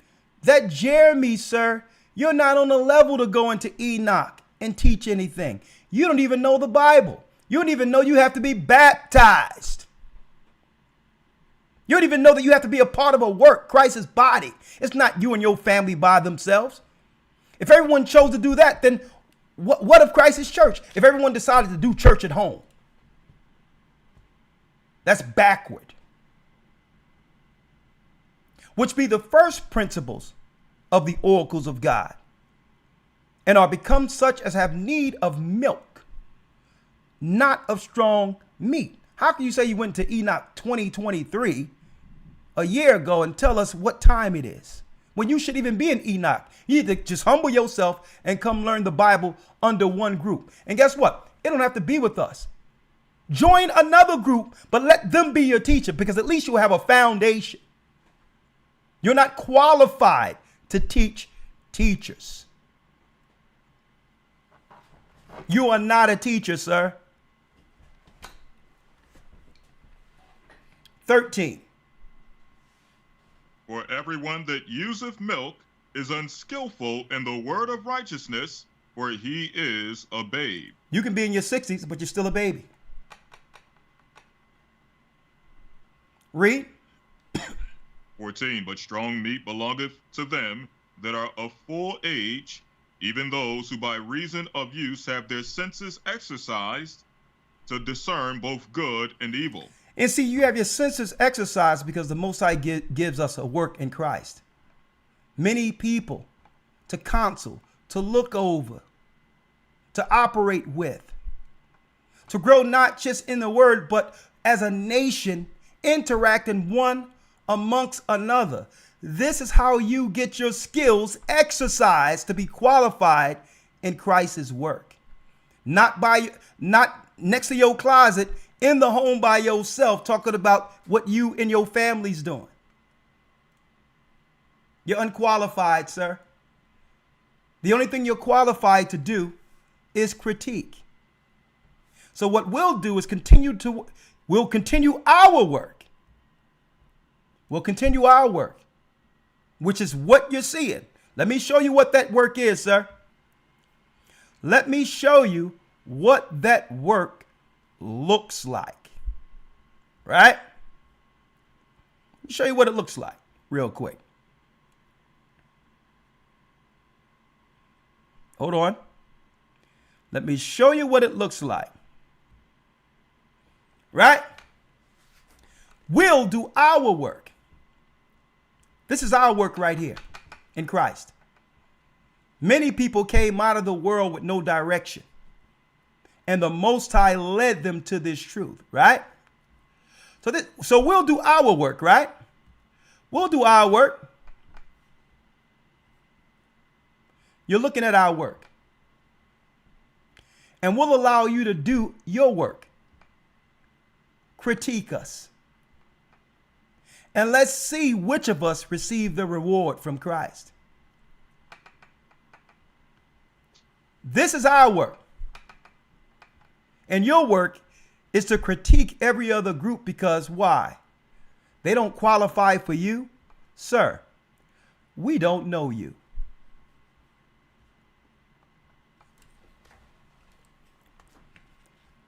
Bishop Amoth, you in the house? Yes, sir. Yes, sir. Shalom, Elder. How you doing? Shalom, Bishop Amoth. Feeling good. Feeling good. How you feeling, Elder?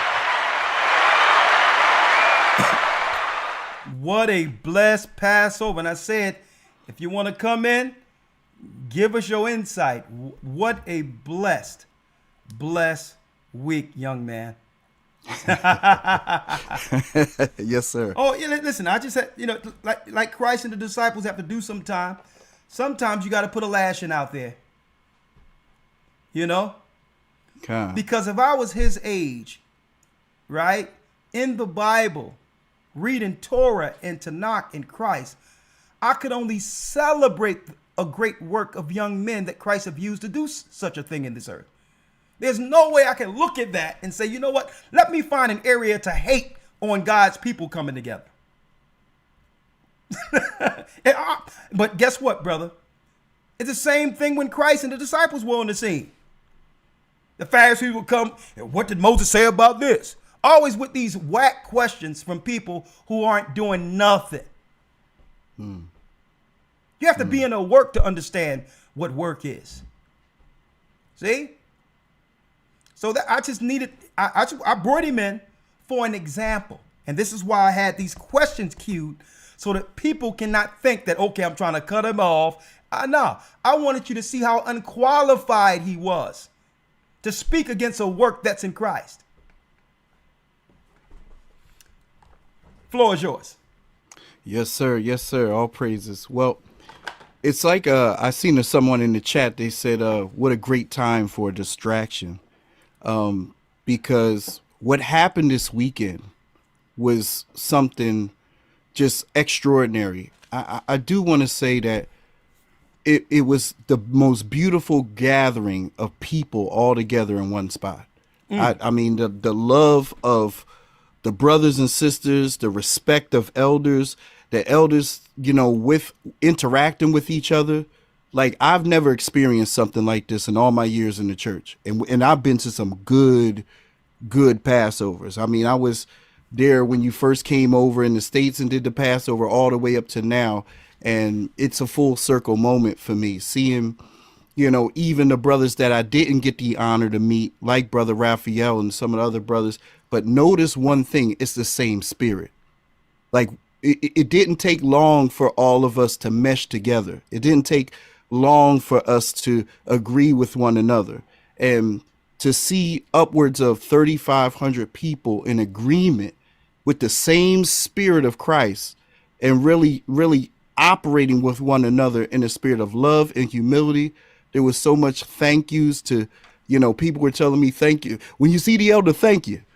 Bishop, we thank you. And just to say from my perspective to even the members of the church, and I'm talking about every church, Philadelphia and all the churches worldwide, I just want to say humbly thank you for all the support that they give for the church, because they showed up and showed out. They look royal, they look regal, they acted the part, and they are the part. And to add on to the brother that was with the audio crew, that was a miraculous thing in itself, because I began to have a rapport with the brother and gained. His wife came to the feast. She wanted to come and experience, because she had asked me Thursday when we were setting up. When you said the audio guy, these were people who were part of the audio crew for the venue. Some people we hired. Yes, sir. Outside. Yes, sir. All right. Go on. Correct. So his wife, she actually pulled up a 12 tribes chart, and she said, "Is this me?" And I'm like, "Sister, you're spot on, and you're in the right place. The Most High ordained you to be here." So she was like, "It would be an honor if I could come and just witness what's about to happen within the church." And I was like, "Sister, you're more than welcome. You can have my seat." So she came to the feast. They got all the edification. And the day when we left, I met with him and his family just to give some encouraging words, because the brother cared about, he was even analyzing. He thought he made a few mistakes as far as the audio. And I told the brother, but I said, "Don't worry about it, brother. There'll be other opportunities." But it just shows how much he cared. He cared because he knew that this was the truth, and the people that he was in the room with were God's people. So the meeting that we had this Passover, going into unleavened bread, there was nothing like it that I've experienced so far to this date. And, shout out to all the administrators and like Deacon Shawan and Sister Shirley and all those that serve in their intricate parts to bring this thing together.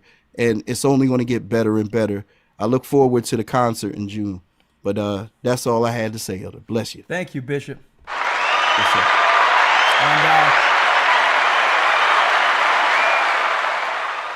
but just you there, Martha and Bishop, isn't it wonderful when the Most High bring our people together in one space like that? Isn't it? It was epic. Mm-hmm. And guess what? Let me tell you, it's well beyond any gathering I could have expected. There's no way I knew what was about to happen would go down like it happened. It blew me away. And you know why? Wow. It's the hand of God. And even listen to the theme of the Passover. Like Christ, Israel has rose from the grave, has risen. This is prophetic. I'm going to tell you, the heavens are seeing this work and seeing these children. The heavens is watching just the evolution of Israel right before our eyes.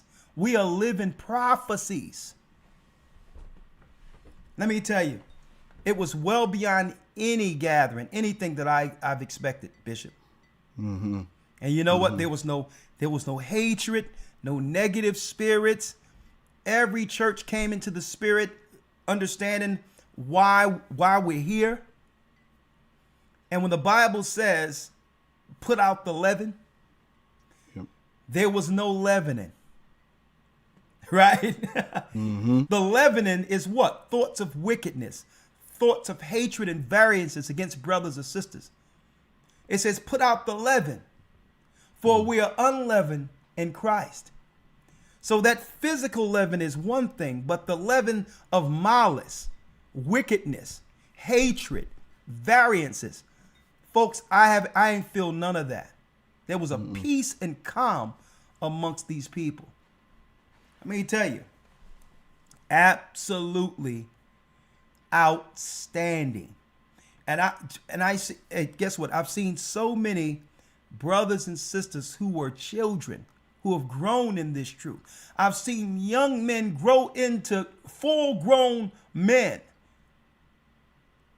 teachers, modest sisters, and all that. Let me tell you. Why do you think Amalek is out there through media, Bishop, pushing Sexy Red and all these others? Why do you think that? Because they don't want the world to know people like this amongst God's people exist. Why do you think?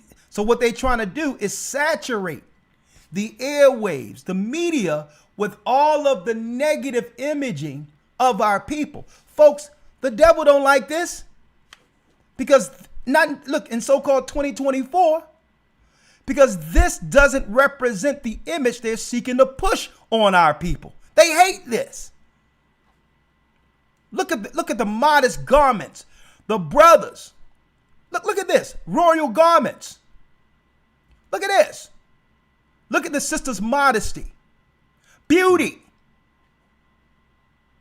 This is why the media under Satan, the synagogue of Satan, they hate this, because Bishop Amath, I'm gonna tell you this. Hence the reason members of the service capacity want to join the church. They didn't think anything like this was possible amongst our people in so-called 2024. They didn't think, they was like, what is this? It's like angels came down and it was before them. Look at this. Media isn't pushing people looking like this. Distinguished gentlemen who's respectful in Christ, who love their fellow man. Look at this. Not one fight broke out. Not one argument broke out. Before the Sabbath, brothers and sisters had all their talents on display.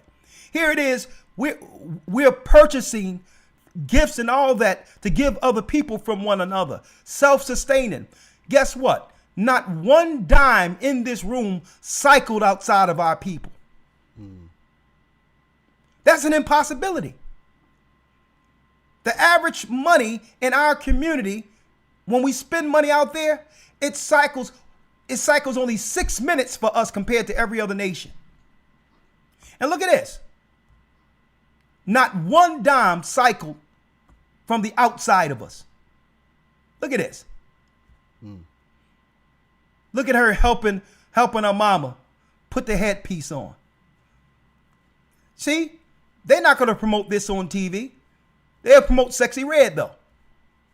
Look at the humbling spirits that grace the room. A higher on her earrings. Huh? The true name of God exalted throughout the earth through not just the brothers, but the daughters of Zion. Look at this. A higher. Look at this. Look at this prince. Huh? Look at this. Israelites and Gentiles in the room.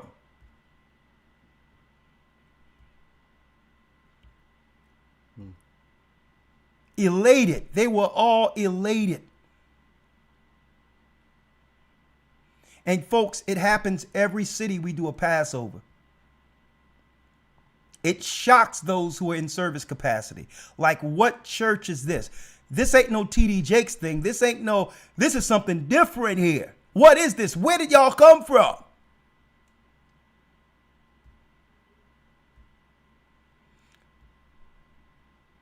Look at this. People, they're not stealing from their people. They're not out killing the people. They're not defrauding their own people. The world is a better place with these people who converged on North Carolina. The world is a better place with these people. Huh? And you talking about talent. And that's another reason the enemy's mad. That they cannot financially aggrandize themselves off of our talent like they used to. Hence the reason why if we sing a song or cover a song, they'll try to mute or copyright strike our videos. When there's many singers out there who are covering songs and doing their original covers of them and say it's a cover, but yet they don't strike their pages. They say, listen, don't let these guys get away with nothing. Even if they cover a song, strike their page. Look at this. I can understand, Elder Lawyer and Bishop Amoth, why there's so much, and I'm going to put this word out there, hateration. See? But you can just see the people. But you don't think of the work that leads to what we've witnessed last weekend. You can only see the end of it. And if you haven't been in this thing from the beginning, when there was only about 5 or 7 people, you cannot appreciate the power of the Almighty. You can't tell me this ain't the power of God. Man can't do this. Huh? The only thing man can do is step to the plate with the true doctrine of Christ and put in the work. And you know what? Christ will be glorified in it. And that is what we're witnessing here. Christ being glorified through his body, his people. Huh?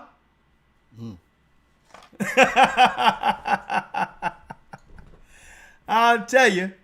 All right. Look at this. How can you look at this and find something wrong with it?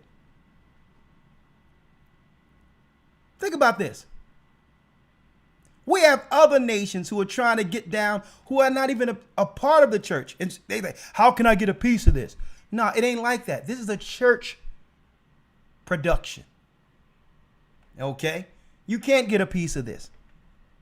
Okay? Just like when we have our truth tour. I mean, our truth concert in June. And I'm going to tell you, elders. Oh, let me put this down. This is why they're trying to cut Kanye West off from actually being able to do what? Throw concerts at their venues. Even though he'll pay for everything. Mm-hmm. Because now the Most High has awakened Jacob and saying, well, nah, you can't get a cut of Israel's blessed work anymore. You can't get a cut. Okay? You can't get a cut of it. And the enemy is mad because why? They cannot financially grandize themselves off of our people anymore. This is the church. Everything we do is within the body. What better way to show that we can be self-sufficient and operate as a nation than when we come together and network like that Friday before sundown and begin to interact with each other when it comes to the vending and all that. That money is only circulated amongst us.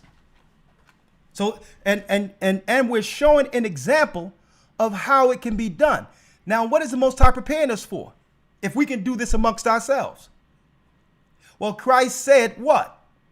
That he comes to establish a government. Right? So now he's given us what? He's given us opportunity amongst ourselves to operate in exchange. Right? We had people with their own farms. They had what? Ahia's honey from their own bees. They came with honey. They came with all types of, I mean, you're talking about soaps.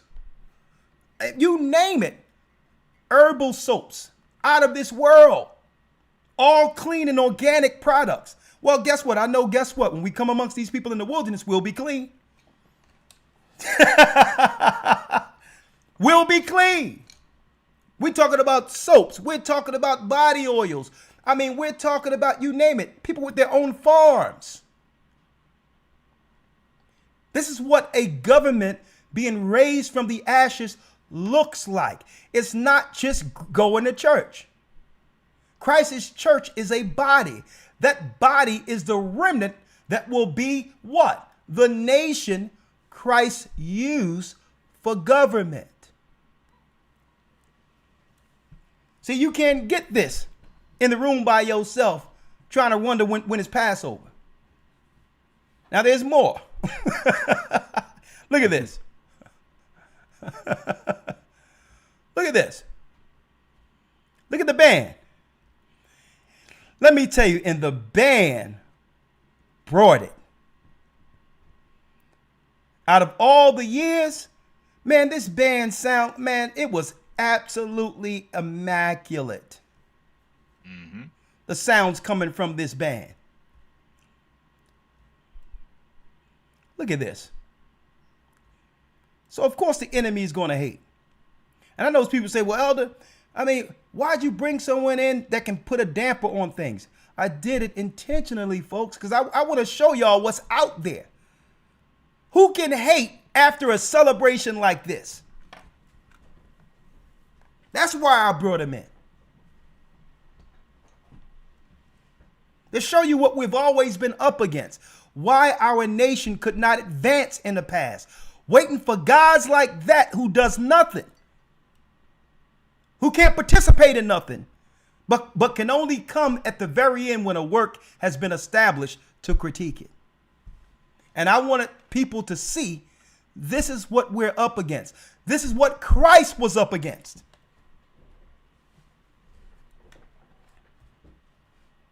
There's no way I could find a way to hate on what I'm seeing here. Look at the prayers here.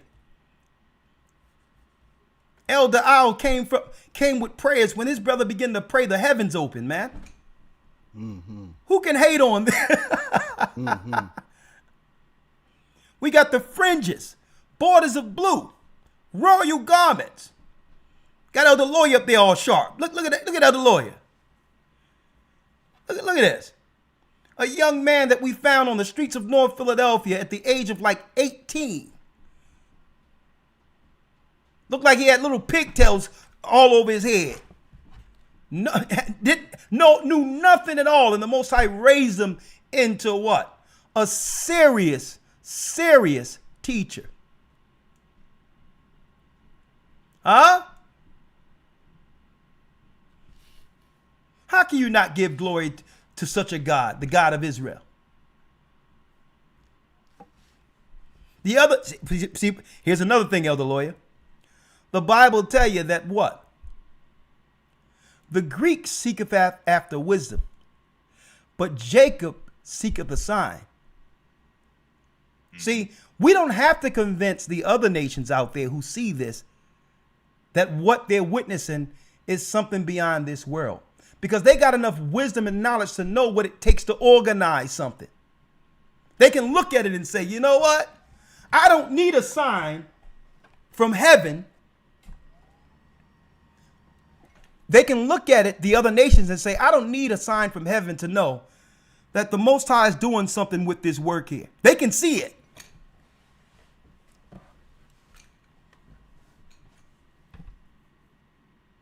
But not some of our people.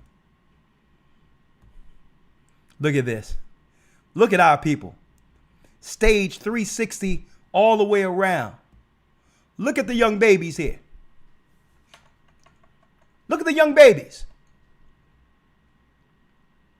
who will grow with the truth, not having to fight through the lies the Gentiles have used to deceive our people. They don't got to fight through the lies we fought through. We had to fight through Islam, Catholic Church, prosperity movement, the conscious community. We had to fight through all that crap to find the truth. And look at our children. They will be raised as nation babies. Folks, the sister with a comic book, the Promised Seed Patriarch's comic book, showing Abraham and what he had to fend against. Moses and Christ in the same book for children. We had the spoken books for toddlers between the ages of 2 and 7, where they can open up the books and hit, for the 10 commandments, hit 1 and it'll give you the first commandments. And it'll quote it for the children. Hit 2, it'll give you the second commandment. Right? Hit 3, it give you the third commandment. A spoken child's book where children from 2 to 7 can learn the commandments. Think about that.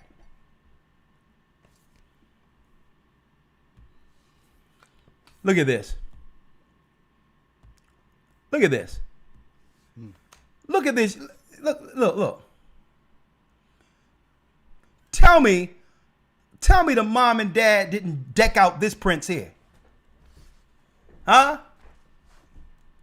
And folks, they've deceived us with Disney showing the Prince of Egypt being East Indian and Middle Eastern looking and all that. And how do you know that? Look what happens when our people put on those garments. That tells you in of itself that they can't be the people. They can't wear garments like this and get away with it and do what we do. Huh? Look at this. That's how you know that Prince of Egypt garbage showing East Indians and all that is a lie. They can't do it like this.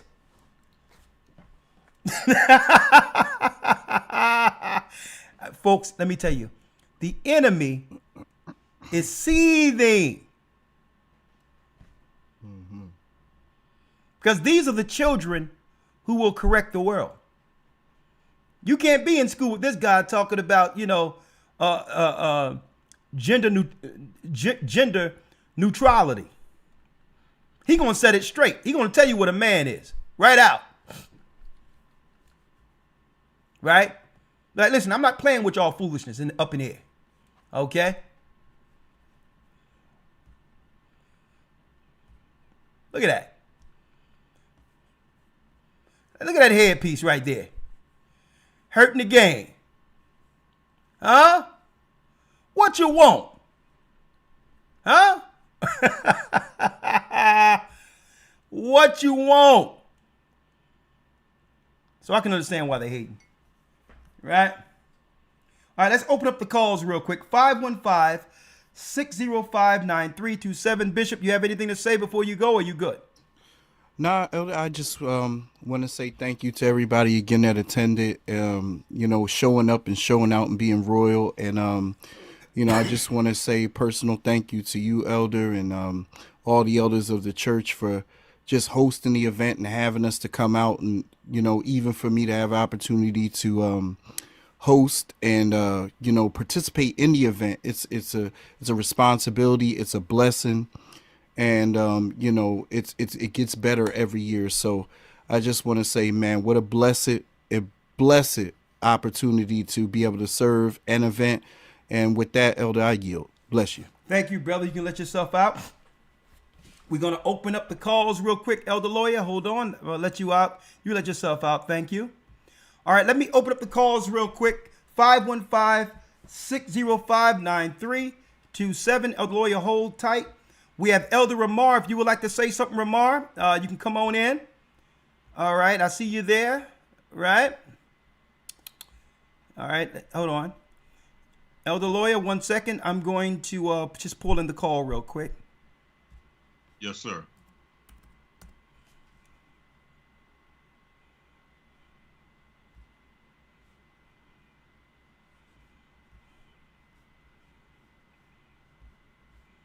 1 second.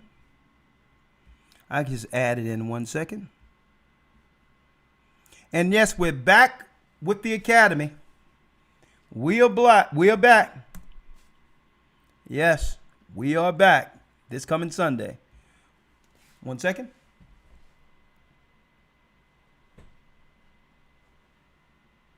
Blog Talk Radio. Welcome to Blog Talk Radio. Please hold and you will be able to listen to the show. 1 second, and we'll pull in the calls starting with John, who has a comment. One moment.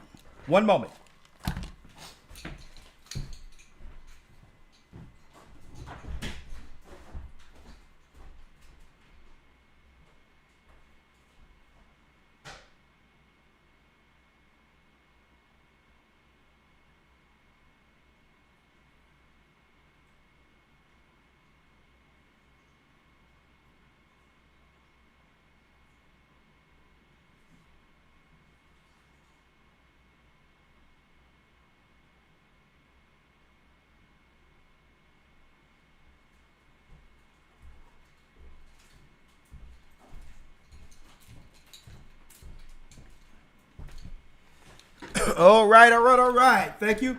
515-605-9327. Let's open up the calls. We having a Passover recap. Let's go. 316 area code. Shalom, Elder. Shalom, Elder Ricard. Shalom. How are you? Doing good. Just wanted to recap on the Passover experience. This was my wife and I's second year being able to make it in person. Your we name? had our baby girl there, 9 months old. My name's John. Sorry. Okay, go on. I had our 9-month-old daughter there with us for the first time. Last year she was in the womb, but it was a blessed time. Was able to get my sister and her 4 kids there for the first time this year, and it was just really a blessing. Last year in Cleveland, we was like, man, this is good. Like, there's no way it can get any better. This year in Charlotte, it went even higher. And my wife and I, we was saying last year how our first Passover in person felt like a family reunion. This year, it was a family reunion. All the people that we seen last year, we met, the new connections, just being able to network and to fellowship with new family members and all that. It was a blessing, truly was a blessing. And I said to my wife last year, I said, we had no business missing these Passovers. We ain't missing another one. So it was a good time. The enemy was fighting us getting there, He fought us even on our first flight when we had our layover in St. Louis. We got stuck in the air. We couldn't land because of the storms and tornadoes that was hitting the airport in St. Louis. But we was all praying. The ones from the body was praying. Most High parked this storm and let us get on this ground. We got to get to the Passover, and Most High did that thing. So all praises to the Most High higher. And last thing I want to say, Elder, my 9-month-old daughter, I brought her up there when you called up all the kids. And when I got back to the hotel Saturday morning, I was just reviewing back through the live from Friday night. And I'm seeing my daughter, I'm seeing me standing there in the video, and I had a moment, you know, Most High, I started to thank him because here it is, I have this baby girl that, you know, I was born and raised in the Christian church. Here I have this baby girl and the opportunity to raise my daughter in something only her knowing only the truth. And I had to give the Most High the praise on that for sure. And that's what I wanted. I just wanted to recap the enjoyment we had for the Passover, second year in a row. Thank you. I appreciate you, brother. And give me your name again. John from Wichita, Kansas. Well, thank you, brother, for all you do and your support. And it was a blessing to be in such a gathering with you this weekend. And I'm, hey, I pray that the Most High keep you, and I thank the Most High that you and your family made it home safe. And hey, absolutely. And tell the truth. We've been on a cloud since leaving that day. Tell you the truth. It's like we're still celebrating in the midst of the week. Absolutely. I got home and I put my little video slideshow pictures together, and I probably watched it 5 times since I got done, waiting for somebody to come by the house so I can show them too. Thank you, brother. Well, I hope to see you at the next Passover. Be the Most High's will, be it here or someplace else, right? Thank you, my brother. Absolutely. All praises. All right. Thank you. Oh, yeah, real quick, because what I wanted to do, not just with Jeremy, before I go to the next call, but for everyone else, let's make it simple, right? When it comes to calculating time. Only takes you a couple of seconds for this. Check this out. Check this out, right? Right? And hopefully, you know, that brother can learn from this. We made it simple when it comes to time and calculating the time that the Most High gave Enoch and Moses, okay? In a nutshell, there's 354 days in a calendar year since time began in the beginning. It's not 365 point something, all of that's garbage. It's 364 days, period. That's how you calculate time according to the heavens. And guess what? The heavenly tables, which are the stars and constellations, fall into this annual timekeeping schedule from year to year. There's 13 weeks. Listen. You have what? You have 13 weeks per season. Whether it be spring, 13 weeks. That's how it's broken down. Summer, 13 weeks. Autumn, 13 weeks. Winter, 13 weeks. That's 52 weeks for a calendar year, period. When the Most High gave us the time in 2013, we also had a National Geographic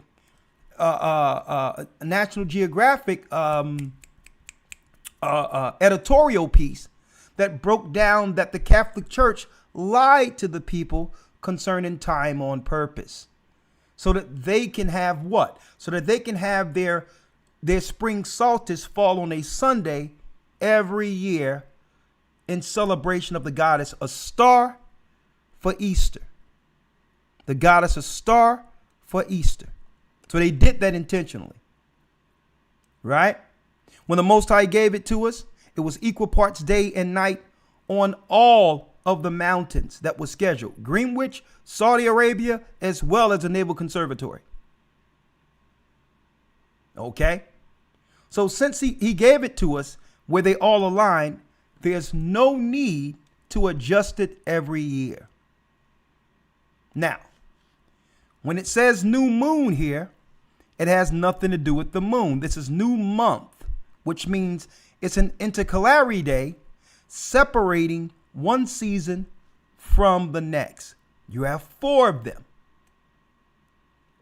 We had equal parts night and day right here, which ended what? Saturday sundown. Friday sundown to Saturday sundown is the last day of the week. It's also the last day of the year. So when you count 14 days from equal parts night and day, the 14th day in the first month is Passover.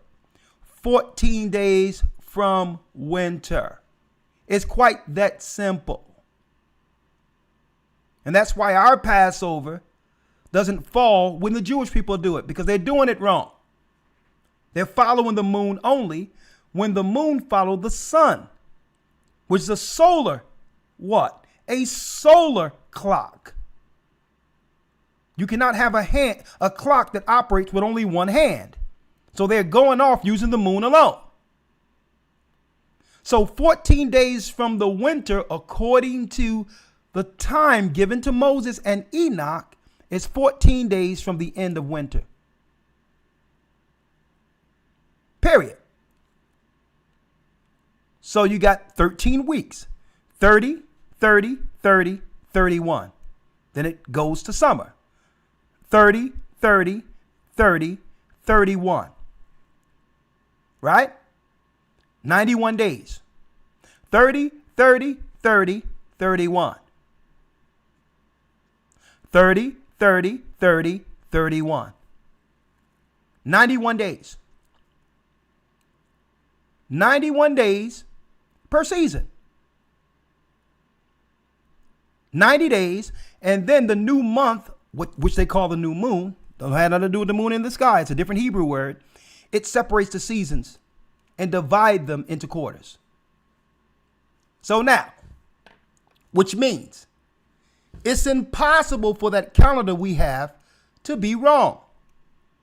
It's impossible. It's impossible. Think about it.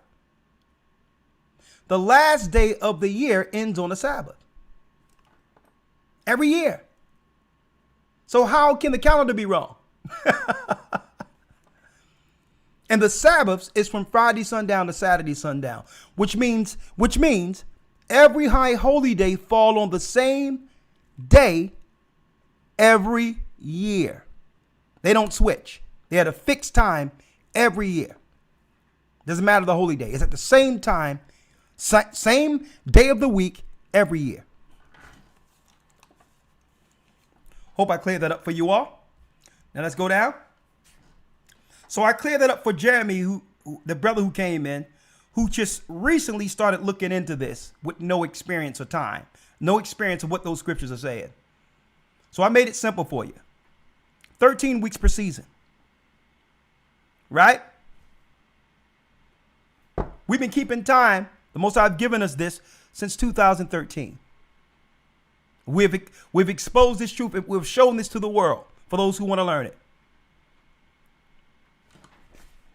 And this is why our holy days fall different than Jewish people or Israelites, because they are following the wrong time. Okay? Sister Cora. Shalom, Elder.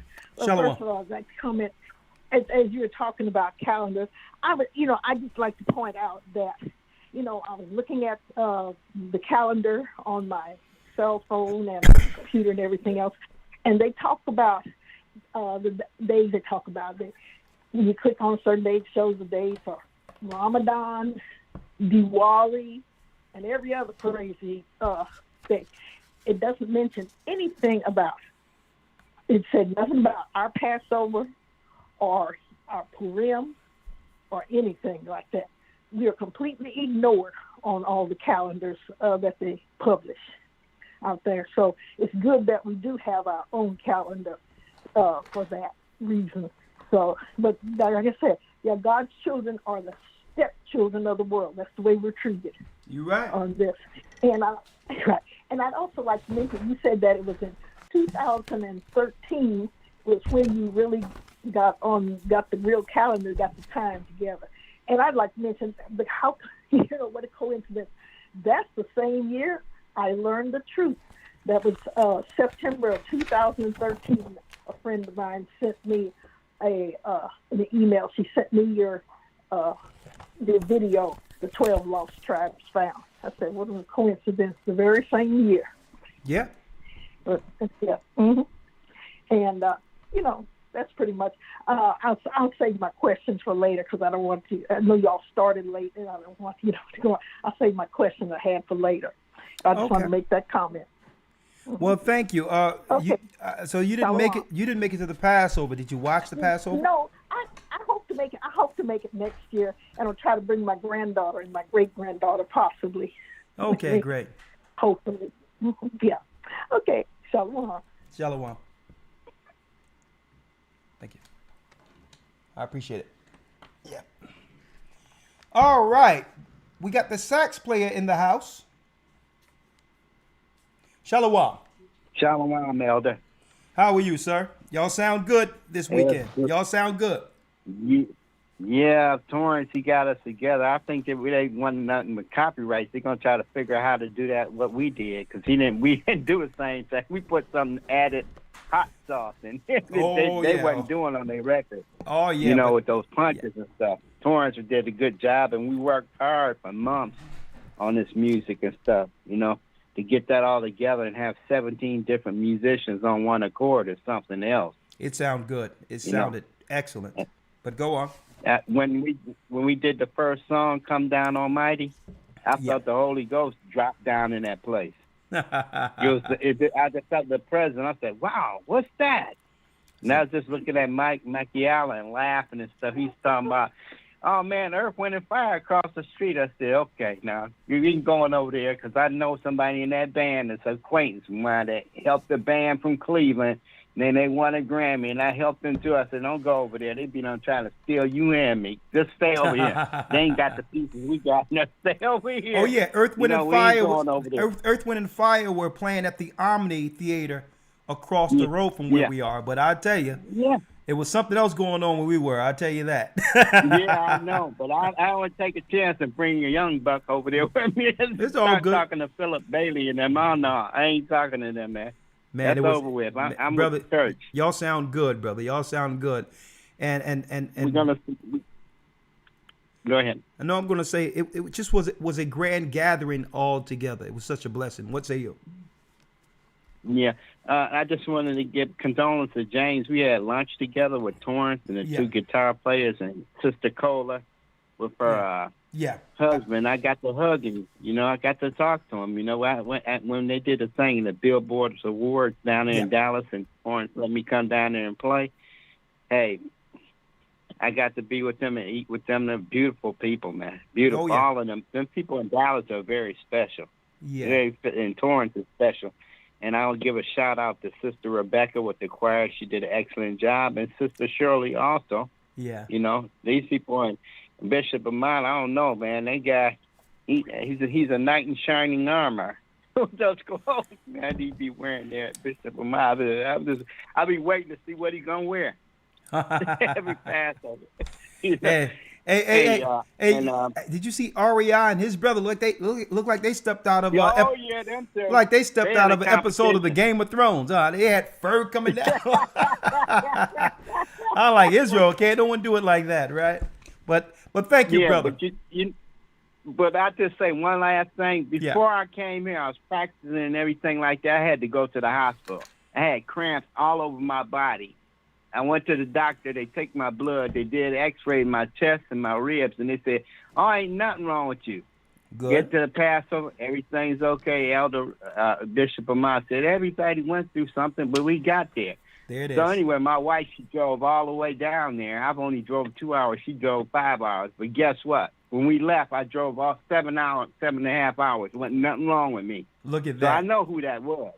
Hey, I know who that was. I know who that was. That was the Holy Spirit. There's many people that came hurting, and and left pain free. Hey, I have a lot of testimonies like that. But thank you, brother.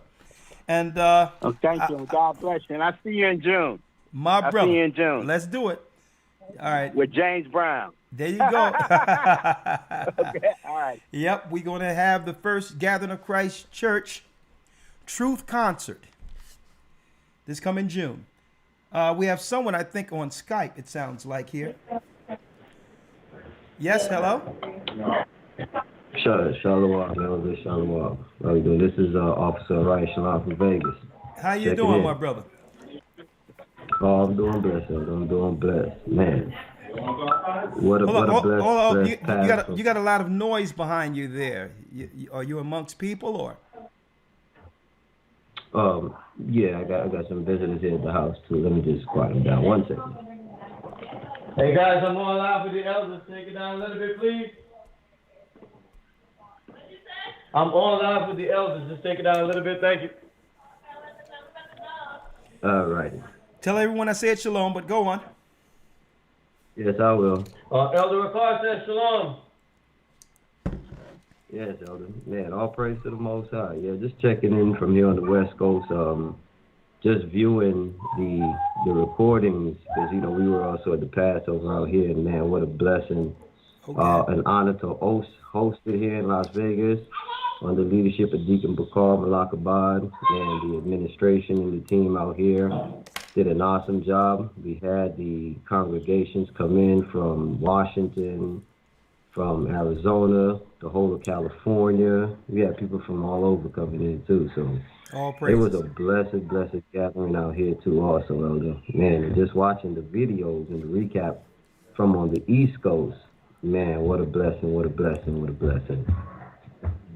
Well, thank you, brother. Hey, it was the same spirit wherever the church, wherever God's people were, wherever Yeshua's people were, the same spirit in the anointing was in those buildings. I mean, he's bringing us together as this church come closer to that wilderness. He's making us a tight knit church, and I'm hearing testimonies from everywhere, even from the congregations on the outside of North Carolina, like the West Coast. I heard it was very nice there. Yeah, Elder. Man, we had a blessed time out here. We had a blessed time. Over 500 people. I mean, it was a blessing. Truly a blessing. Look at that. We also have we have people down in South America, Guyana, where I'm from. They were tuned in watching the stream, but just congregating together. Good. And all praise to the Most High here soon. They're going to be getting in the water.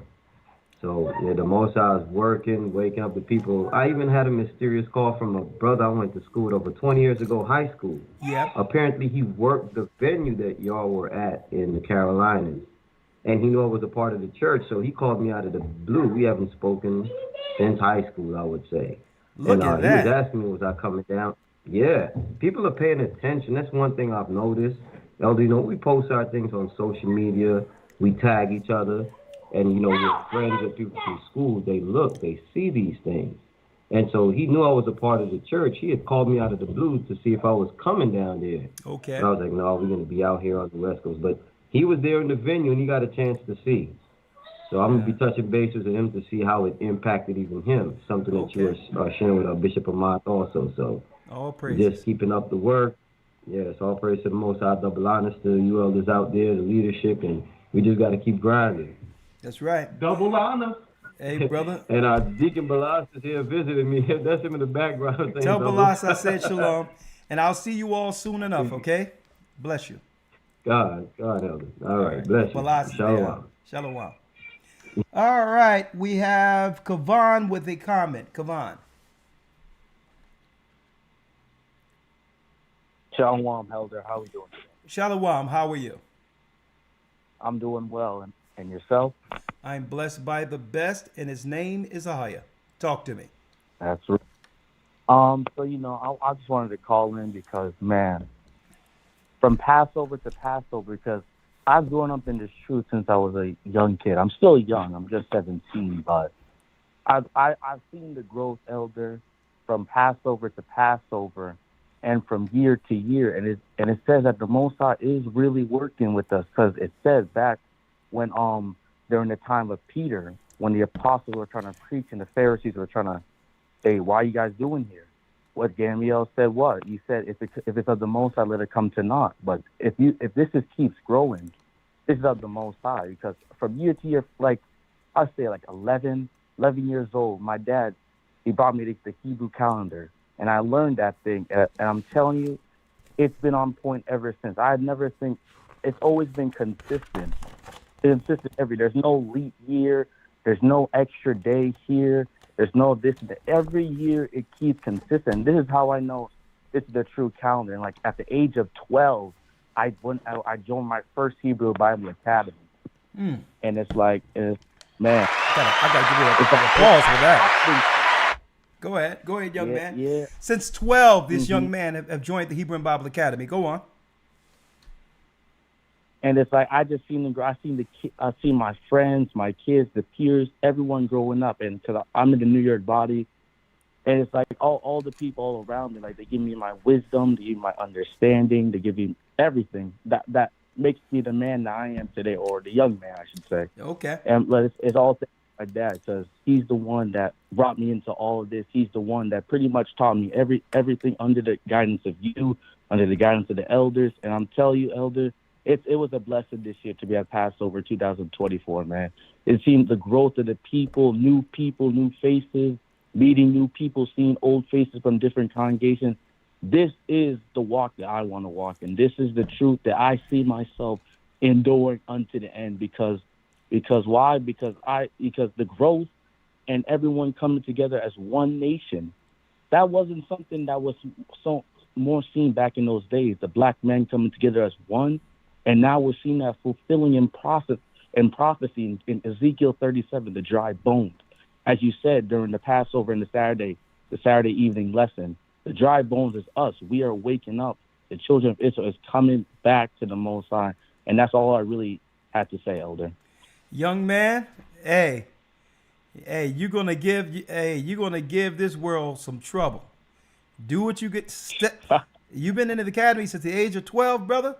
Hey, the Most High will raise you to teach, raise you as a mighty teacher to bring many to the word, brother. Keep it up. Keep it up. Thank you so much. All right, my brother. Thank you so much. My brother, let me place you on hold.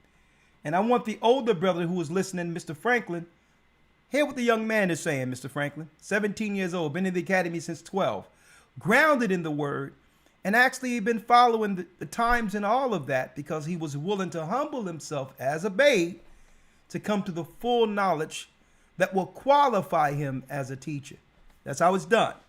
Thank you, my brother. Let me place you on hold. Right? Who we have next? We have Kayem has a comment. Kayem.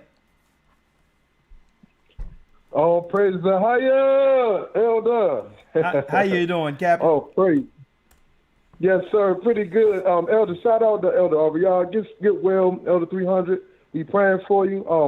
From North Carolina body. Shout out to Elder Hannah and guys that we did miss you. And yeah, man.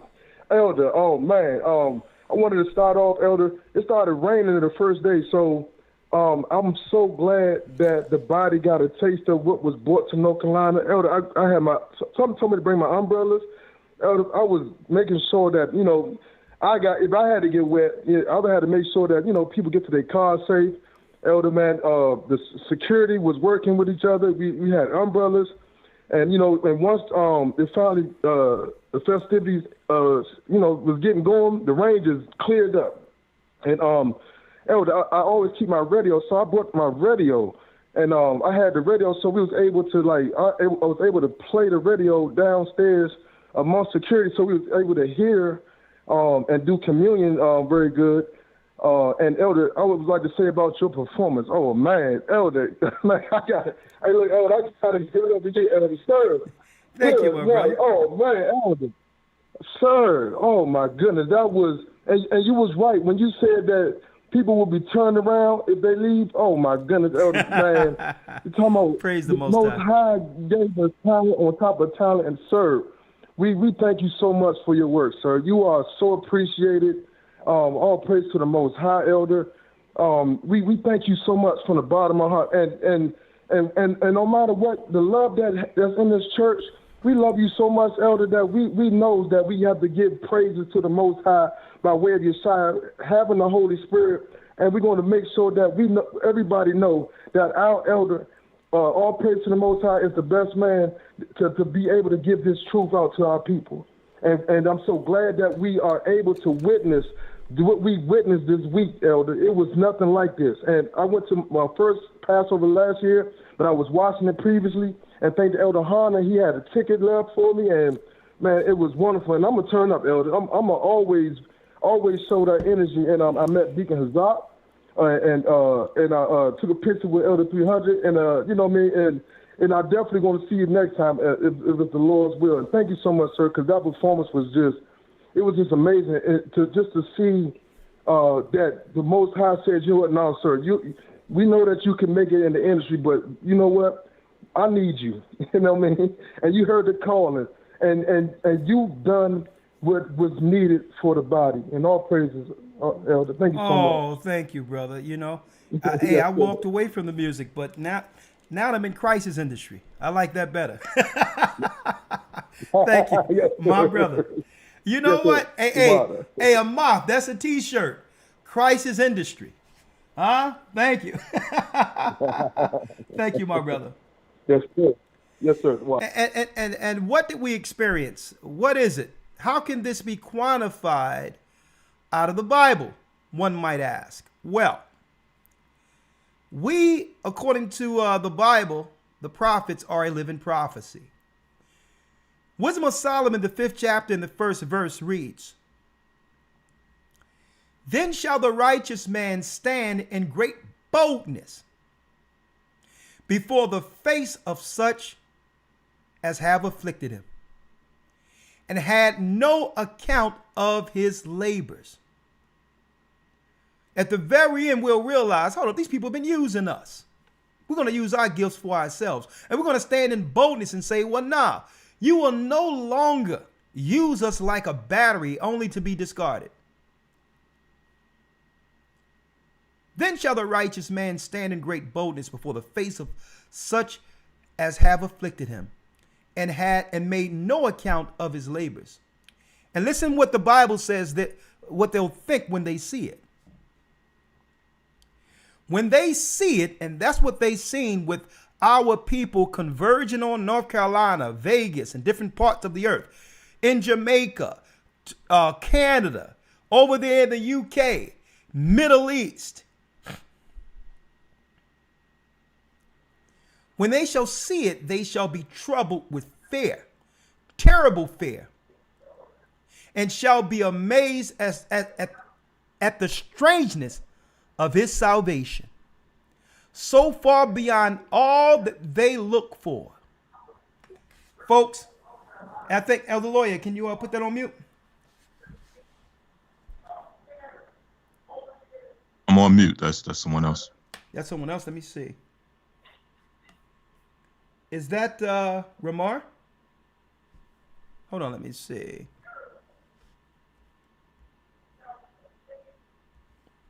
It can't be anyone else. It's only you there. And hold on.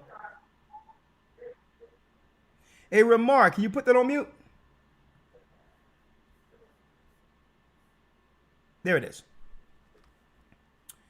And it says right here, with terrible fear, and shall be amazed at the strangeness of his salvation, so far beyond all that they look for. Folks, they had no idea the children of Israel would organically come together. Organically, right up under their noses. Like, guess what? You even have the apologetics and all that, right? They're all trying to chart how many people that are leaving the Christian church and are now our people claiming to be Israel, as if it's a problem. They're looking at it as if the Christians aren't doing a good enough job. Well, no, they don't need to focus on us because we're law keepers. Focus on the LGBTQ movements. Focus on those who follow a religion that puts down Christ. Right? Leave us alone. Okay? So they are amazed because there's nothing they can do about this. Like the Bible stated, when they shall see it, they shall be troubled with terrible fear. This is why they hate the awakening of our people, because why? It's a testimony. It's a testimony to them that they no longer, it's a testimony to the earth that the Jesuits have no more power over our people through your false satanic doctrines. That's why they're frustrated. No. Anytime our people come together for ourselves, they want to call it a cult. No. The world is a cult. The world is the cult the Most High have saved us from. Huh? Then shall the righteous man stand in great boldness before the face of such have afflicted him, and of such have made no account of his labors. They have never paid us for building their empire. But you know what? It's okay. It's okay. Christ bringing the payment. 2, when they see it, they shall be troubled with terrible fear. Why? Because they can't control us anymore. And shall be amazed at the strangeness of his salvation. It came through our people waking up, teaching the truth, gathering the lost tribes of Israel, as well as teaching the gospel to the Gentiles. That was the secret mix the whole time. So far beyond all that they look for. And now they're upset. They're going to try to do false flags and all that and blame it on Israelites. Watch. They're going to, that's their next move. Is to do a false flag and have it where someone is wearing a garment of a camp or something. Watch what I tell you. And they repented and groaning for anguish of spirit shall say within themselves, that was he whom we had sometimes in derision. Boy, let me tell you, they felt so good when we were operating in ignorance, seeing them as the righteous, seeing them as the people. That's why they're always pulling up on our bumper trying to figure out what we're doing. Listen, mind your business. We good. So let me tell you, it pains the Gentile nations to see us self-sufficient operating without them. And they repenting and groaning and anguish of spirit shall say within themselves, this was he whom we had sometimes in derision, and a proverb of reproach. Yeah, we used to be able to trigger them by calling them the N-word. You can't trigger us by calling us the N-word. Because we'll come back and tell you Acts the 13th chapter where it said the disciples were called niger. You just call it nigger. So what are you saying? The disciples were black? So you can't even use the trigger word against us no more without our people teaching you that we're the Israelites. Huh?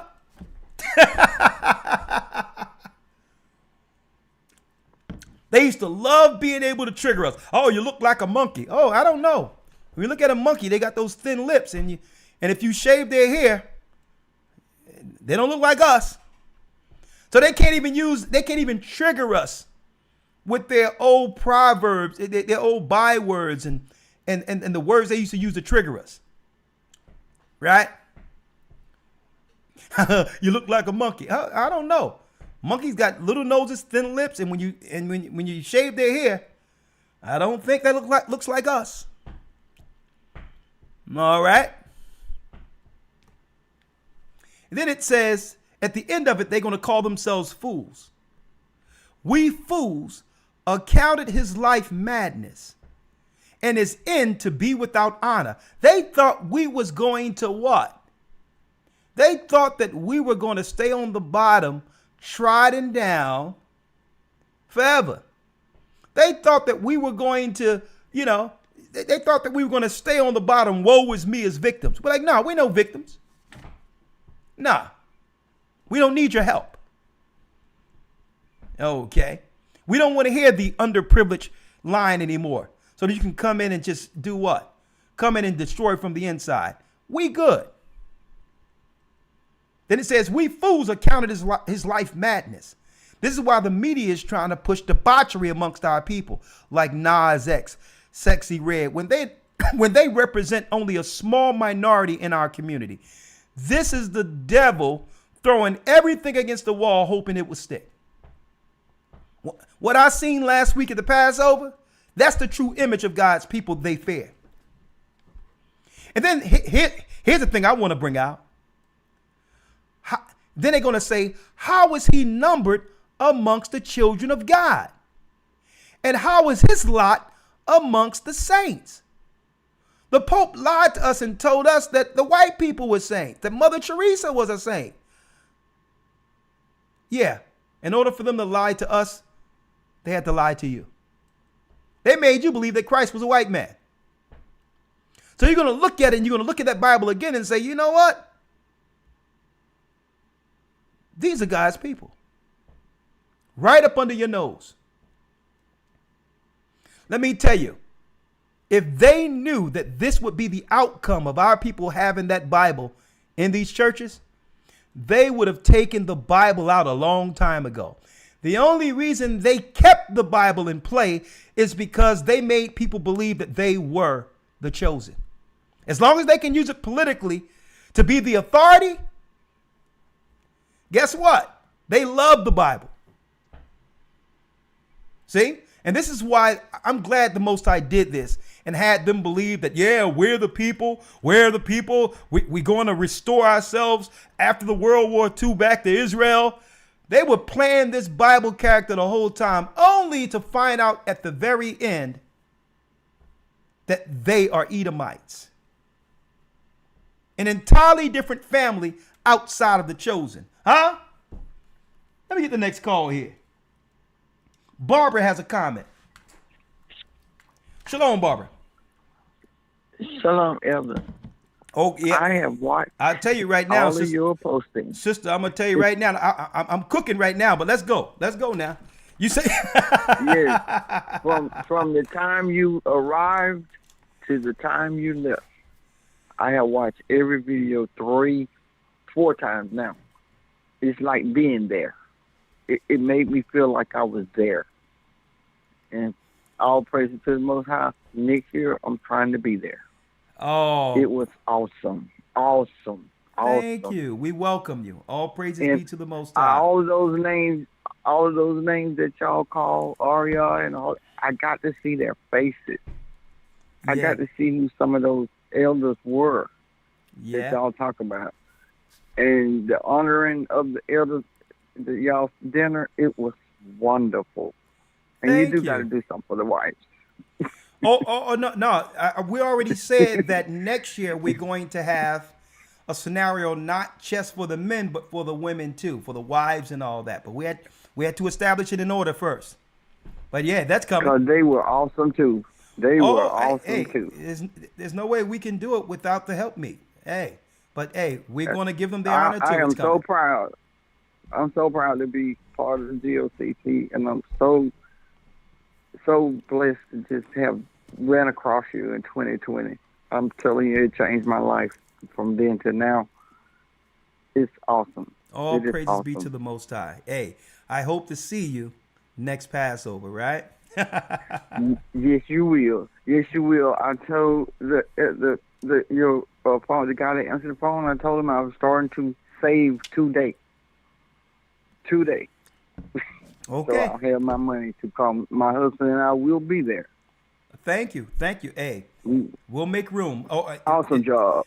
Awesome job. I'm gonna tell you, we may need a place twice that size next year at the rate this church is growing. So we're almost at that 144,000. It keeps growing. Yeah, we may have to build it.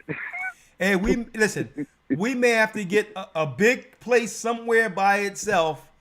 And just put a big warehouse there, a convention center ourselves, right? Yes, because it looks like it doubled. It was awesome. Sister, listen, it's a shame because we had to cut. There was over 1,000 that couldn't come because of the capacity. First come, first served. Oh my! And that's not including Vegas and all that. We had to. There was over 1,000 that. Because of the capacity, we couldn't do it, but they still gathered where they were, their house, and we made the production so engaging where they could still have their meals and participate. So I want everyone. Well, I participated. Yeah. I participated just by watching it live. Listen, it was awesome. Listen, we want everyone who could be there. So I pray that the Most High open something up where we can hold the venue, 6,000, 7,000, right, at once. We had over 3,500, and then 1,000 was on the wait, but we tried to use the other room where the food was, right, initially to say maybe we can put another 1,000 in there, but things was too late, based on tables, shortages of tables and all that, because I was like, listen, let's get the other room over there. We're serving food. Let's put tables there. But it was too late. I think you had every table in North Carolina in there. Yeah, we did. And you notice every time our holy day comes, they have a day on the same day as the day to try to take that power, like St. Patty's Day. Well, it doesn't. Yeah. Don't worry about it. Yeah. They can't touch us. I'm not worried about it, but they have to always have a holiday in proximity because what? There's a gate that opens up between the invisible world and this world. Every holy day that's in the Bible. It's high spiritual resonation. Yeah. The calendar puts us on course. It puts us on course, and every time our days come, notice they got a holiday either a day before or after or on the same day to try to take that energy that's coming from the invisible into our plane. But thank you. I hope to see you next year. Shalom. And you notice, check it out. It's the Lord's holy day where even the angels are celebrating, and they got the whole earth drunk under St. Patty's. That's what the devil would do. Right? Mm-hmm. Only the devil would do that. Thank you, sister. Right? We have Charlene with a comment. Shalom, Elder. Hi, Charlene. Can you hear me? Yes, I hear you. How are you? Hi, yes. I'm fine, and how are you? I'm blessed Just glad by the to best. see you guys on. Yeah, so my comment is this. This is my 5th Passover, and it was the best ever of all the Passovers that I've been at. I actually spoke with you, and not only spoke with you, but I think I told you that I had only missed 2 academies since 2017. I took a picture with you. My grandchildren were there, too. Yes, I don't know if you remember. Thank you. I remember you. Yeah, because I know you took a lot. Right. So, I just have to say this, dealing with a brain tumor and surgery and all that since 2022. Okay. My focus has not been that good in my mobility and stuff, but I have to apologize for being out of order. And when I say that, I say, I cut in line. I did ask the sister that was from the Charlotte body, but then I wasn't aware of the people like behind her. And I just want to apologize for holding up the line because your security mentioned that to me. And to you and Elder Lawyer, I just want to say, and the saints, that I'm sorry about that. My focus and everything was really off. And sister, I was no, struggling. sister, no, it's not right because no need I'm one for of an the apology. senior saints. No need for an But apology. I'm one of the senior saints in the body, and I think Yeah. like this, we have to have order. And not only that, I didn't understand. I heard it all my life about out of the mouth of babes. And then when I actually came into the truth, I realized how important that was. And then to see you all up there, and I'm telling you, I am so happy at this time in my life. I'm 70 now, and just to know that, most I opened up my eyes to see the truth. And you guys are so humble. You're gracious. You're patient, and I want to, I actually say, I want to be like you guys when I grow up. I want to be, that saint that the Most High is going to, I'm trying to do the best I can, you know what I'm saying? And I know that when I feel like I was wrong, I need to say that. So I just wanted to let you know that, and just apologize to the saints that, stood there patiently waiting, and just happy for the truth, and I just thank you all. Well, sister, the Bible praise tell the you. Most High. The Bible tell us that tells us also that we should honor our elders, especially those who are, rule well and like yourself and others. But let me tell you, apology accepted for those, but there's no people that was in that line who went back with any negative thoughts or feelings. Yeah, but it's good that you apologize for your conscience sake. So that's good. And I'm going to tell you, and I'm listening to you. I'm listening. My mother was up. She was around your age, a little older than you. And hey, through the mouth of babes, I'll never forget where at the end of my mother's life, I didn't know it was the end, but it was near the end. I'll see her again. And I'm sitting there with her, and she's looking at me. And she says, Junior, that's what they call me, Junior. Says, Junior, I always knew you was going to do something. I didn't know what you was going to do. But she says, I'm so proud that you chose to walk with that Bible. And my mother, I think about her all the time. And she says, this is something different. She says, I love you and keep on doing it, because I didn't know what you was going to do, but this is different. I'm like, Mom, I'm like, thank you, Mama, but do I have a choice? This is all I got. And it's to sacrifice for God's people. The world is over. And to be a part of helping build a nation within Christ's body in the end times is surreal. I just want to make it. Right? So, hey, I can relate to you because, hey, my mama would have probably cut the line too. Like my knees hurting. All these young people elbowing me. I'm going to get up there.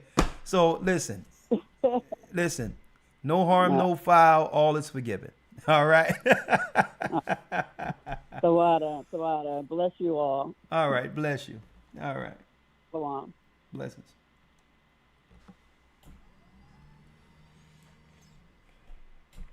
This table going up and down. Come on now. Let's see who we have next. Shahana or Shawana. Oh, Shashawana. Shalom, Elder. Sashawana. Sashawana. Shoshana. Shoshana. I'm sorry, they got a W there. I'm sorry, but go on. It's okay. Shalom, Elder. How are you? I'm doing well. Floor is yours. So I'm with the Orangeburg, South Carolina body. Yeah. And man, Elder, oh my goodness. This was my first Passover with my husband, and it was an experience that we will never forget, Elder. Okay. Oh my goodness. You can just feel the Holy Spirit throughout the entire place. Like, as soon as you walked in, the order, the people, everybody is just smiling from ear to ear. You just feel that walk through the entire place. It was just amazing. And it was just so beautiful seeing all the different tribes of Israel under one roof. And like, oh my goodness, the lesson, Elder, top tier. All praises be to the Most High. Beautiful. That lesson was beautiful, Elder. The performances, and it was just simply for people in such a peaceful light, And I did meet you, so I was excited about that, and seeing Elder Lawyer and all the elders and everybody. And the enemy did try to mess with my husband on getting up there. But, we were like, man, listen, we're not missing this Passover for nobody. Good. I'm glad you made it. So we drove back and forth every night, and we made it, and it was just so beautiful. But, Elder, one thing before I get off, your song, Bye Bye, Elder, when you did that hat trick, I was like, look at Elder. Oh, no, I think I did Am I Wrong? It was Am I Wrong when I did that. I did but I don't. No. But Elder, that song was beautiful.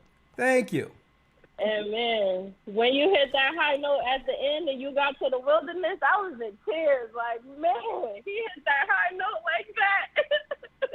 All But praises. Elder, it was beautiful. I appreciate the North Carolina body and South Carolina for coming together to get everything planned. And Yeah. like I said, the choir, the lesson, just seeing our people just looking like royalty, and everybody just, you know, you just felt a sense of calm. And I've been on a spiritual high ever since I left. I mean, seriously, like, you know, it's just so amazing to be a part of it. I'm never missing a Passover. It was just, oh, man, I appreciate you and all the elders and everybody for all that y'all do. I mean, it just shows how our people can come together and be united and stand together for the Most High. And I just appreciate all of you for everything that you do. And I yield with that, Elder. All praises. Thank you, sister, and I hope to see you at the next one, if it be the Most High's will, okay? Thank you. Most High will, and Shalom. Shalom. Okay, we have Barbara with a comment. Only a few more.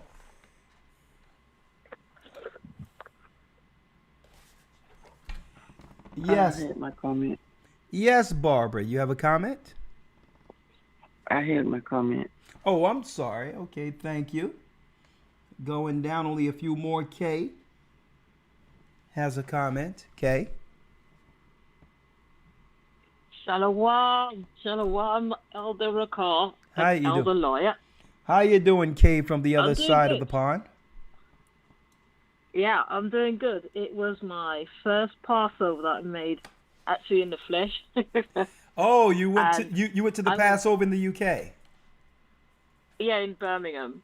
I Oh, live in yeah. London, but Oh. we went to the Birmingham body, and man, it was so beautiful. The people were so beautiful. Everything was great. I was bouncing around like a little puppy. It was insane, and I'm still on that high. I Look at can't that. come down.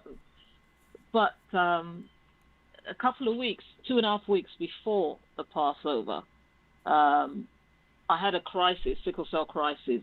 Okay. And I was praying, I really was praying hard that I would be able to make it to the Passover. And the Sabbath before the Passover, the Most High took all the pain away and I was fine. Look at that. But the Wednesday before the Passover, the Wednesday morning, I had another crisis, sickle cell Okay. crisis. I started to pray again, really hard, that the Most High would allow me to go to the Passover. Mm. And I woke up Friday, and you know the pain was like bearable. And then on the Sabbath for the Passover, the same thing. The pain was bearable. I thought I'll just take a few painkillers and go. And I'm so happy I made it. I'm so happy I went. Then Elder Gudger, I met him for the first time, and he's a Benjamite like me. Oh yeah. So you know he big up all the Benjamin. Oh yeah. Well, Because England. we know England. how to shock out when we're ready. Yeah, England is a majority Benjamin territory there. You know, but it's all good. Yes. Yeah. Yeah. Yeah, we know how to, how to throw a party and Yeah, y'all know how to throw a celebration. Ain't no doubt about it. I'm glad y'all doing it on the righteous Yep. side, cause so Benjamin Yeah, sometimes yeah. I'm happy for that too. Benjamin Man, be cutting believe loose. me. Yeah. Oh yeah.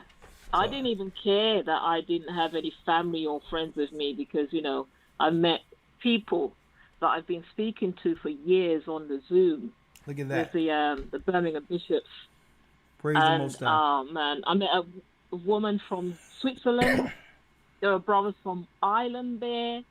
I was like, man, this is amazing. I've got to try my best and make the other two holy days Yep. this year. Maybe not the tabernacles, but definitely dedication. Yes, I'd like to also say Sawada to you, an elder lawyer, and all the other leadership around the world for your hard work and your dedication. All praises Because be to the without Most you High. guys, All praises to the Most High. I don't know. I don't know where I would be or what I'd be doing. I'd be still probably searching for a church to go to Okay. and to be with. Because man, before this truth, I was lost. Believe me. All Me of and my us were. cousin, we were searching for a church, and she just somehow stumbled across the GOCC. Okay. I think that might have been in 2012, but it was in 2019 when I started to get serious and started to watch the broadcast like on a regular basis and to learn and to join the academy. And man, yes, I just like to say Tawada for all your hard work, and may the Most High bless you and all the leadership of the church. Thank you, sister. Tawada. Thank you. Ayunda Bar. And hopefully we'll see you on one of these Passovers together, right? Shalom. I hope so. All right. Shalom. All I right. hope so. Yeah, I heard Benjamin, boy, they had the Passovers over there in England. You had Ireland. You had you had Ireland there. You had Switzerland there. The Netherlands. James has a testimony.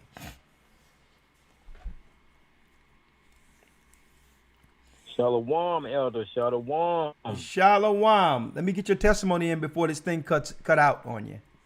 Talk to me. Okay, yeah, it's gonna be a quick one. Yeah. That Friday morning, I ushered for like 7 o'clock to 11:15. Thank And you. I want to say I'm with Carolinas, and I'm under Al Hannah. Yeah. Elder Al Hannah and Deacon Tubinall. Yes. They the best. They're the absolutely best. Yes. I love them. Great men. But my testimony is that Saturday, when Your phone breaking up every other word. I can barely hear you. my daughter, she has eczema. Okay. And what it was, I had went out to the car. She was ashamed to come in. I was trying my best to get her to come in, and I knew the Most High was in the building. Because as soon as I went out to the car, it was an Edomite family. They was stunned how we was dressed. So the guy had came up to me. He had a wife, had 2 sons, and he came up to me. He was like, "What kind of event y'all having?" Because I guess it was a game event right across the street Yeah. at the Passover. He was going to his car with his family, and he was so stunned how we was dressed. We was all in all white. People was going in the building, coming out the building, Yeah. going to their car. So he was stunned with his family. He was like, "What kind of event that we having?" And I smiled at him, and I was like, "We having a Passover. We're having the Lord's Passover." And the wife looked at me like, "Wow!" Like she was stunned. The guy was stunned. It was amazing how they was so happy and was like so stunned. So it was like, but the thing was, I went out to my daughter. I spoke with her. She was still ashamed to come in, but because she's had, her eczema was flaring up for Okay. some reason. I guess the season. It was a family from Atlanta body, and I want to thank Sister Denise, and I want to thank Sister Renee, Yeah. who introduced my wife to the family in Atlanta. They came outside. Oh my God! It was like the lady, I can't remember her name, but I guess she had vendored that Friday. It was a blessing from the Most High that she had gave my daughter the cream. Immediately, the cream worked like in 10 minutes. She prayed over it. The Most High came down, and right then and there, my daughter was healed. She came back. She came inside. She got dressed, and all praises to the Most High. She really enjoyed the Passover. Now look at It that. was Now, wonderful. I take it the cream was something that the body, the saints, the sisters, be making these little concoctions of herbs and all that. Is that what it was? Yes, I think she was a nurse, but I wanted to thank her again. I got her product, and I'm definitely trying to reach her. It was KD Naturals. KD. It worked. KD KD Naturals. Look at that. It worked. I mean, her eczema right now, she's not scratching. She asked me last night, she was like, "Daddy, I got to get some more of this." is working like a charm. I was like, all praise. All praises, my brother. Look at that. Look at how the saints work. A little prayer, Oh, yes. natural remedies, and it was like it never happened. All praises. I'm hearing Yes, sir. believe it or not, I'm hearing a lot of testimonies of those who were sick or hurting or whatever, and they left the Passover hill, right? Thank you, my brother. Yes, sir. All right, you have a good one. Thank good you. night. All right. Shalom. Shalom. I'm almost out of time. We have who's that? Amaya? Amia? Shalom. Yes, Imaya. How you doing, Amaya? Shalom, Elder. Shalom. I'm blessed. And yourself? By the best, and his name is Ahia. What say you? Yes, I just wanted to say this is my first Passover, and I am still on a spiritual high. It Look at was that. so awesome. Everything from the beginning to the end. I didn't even want to leave. I was probably there till midnight. Look at that. On the night because I didn't want to leave. But I definitely enjoyed it. I'm one of the ones that got baptized in September. Yeah. And I remember you saying that the Passover is something you do not want to miss. You need to be there. Yeah. And I am so glad that the Most High blessed me to be a part of that whole experience. It was beautiful. Just beautiful. All praises. And you seen when Ephraim got on that stage with those drums? Man. Yes, I loved it. I was like, that beat was on. Oh, boy, they tore the house down with that. I'm like, whoa. They did. Yeah, I'm definitely I wasn't gonna. expecting that, but all of a sudden they were doing it before they went to the stage, and then they got on the stage. They really did. I was like, wow, this is so awesome. Yeah, we had representation from all the tribes, and Ephraim, they tore it down. I tell you, I'm like, boy, they did. What a phenomenon! Israel and Judah coming back under one stick, Christ, right? Amazing. Right, Sister, right. I'm so glad you were able to I got your experience little performance I got your little performance at the back of the room when you were coming down the aisle. I got my camera out. I said you were in your own, like your own mode. It was really nice. Thank you. What a good time. A holy time, but what a good time. And, yes, sir. We'll see you again soon, right? That's correct. I'll be at the next one. I'm already planning it. All right, sister. Bless and you. Hopefully in June. Hopefully I'll be there in June as well for the concert. Oh, yeah. You don't want to miss that. Yeah, that's going to be something different. But Yes, thank sir. you. All right. Bless you. There you go. We have Sunset. She's playing with me. Shalom, Elder. How are you? Is this Sunshine? No, this is the sister y'all thought was Sunshine, but everybody keeps calling me Sunset. So you flipped it. Your son, yeah, you got that laugh too. Talk to me, Sunset. What's happening? I just wanted to say, all praise to the Most High for this Passover.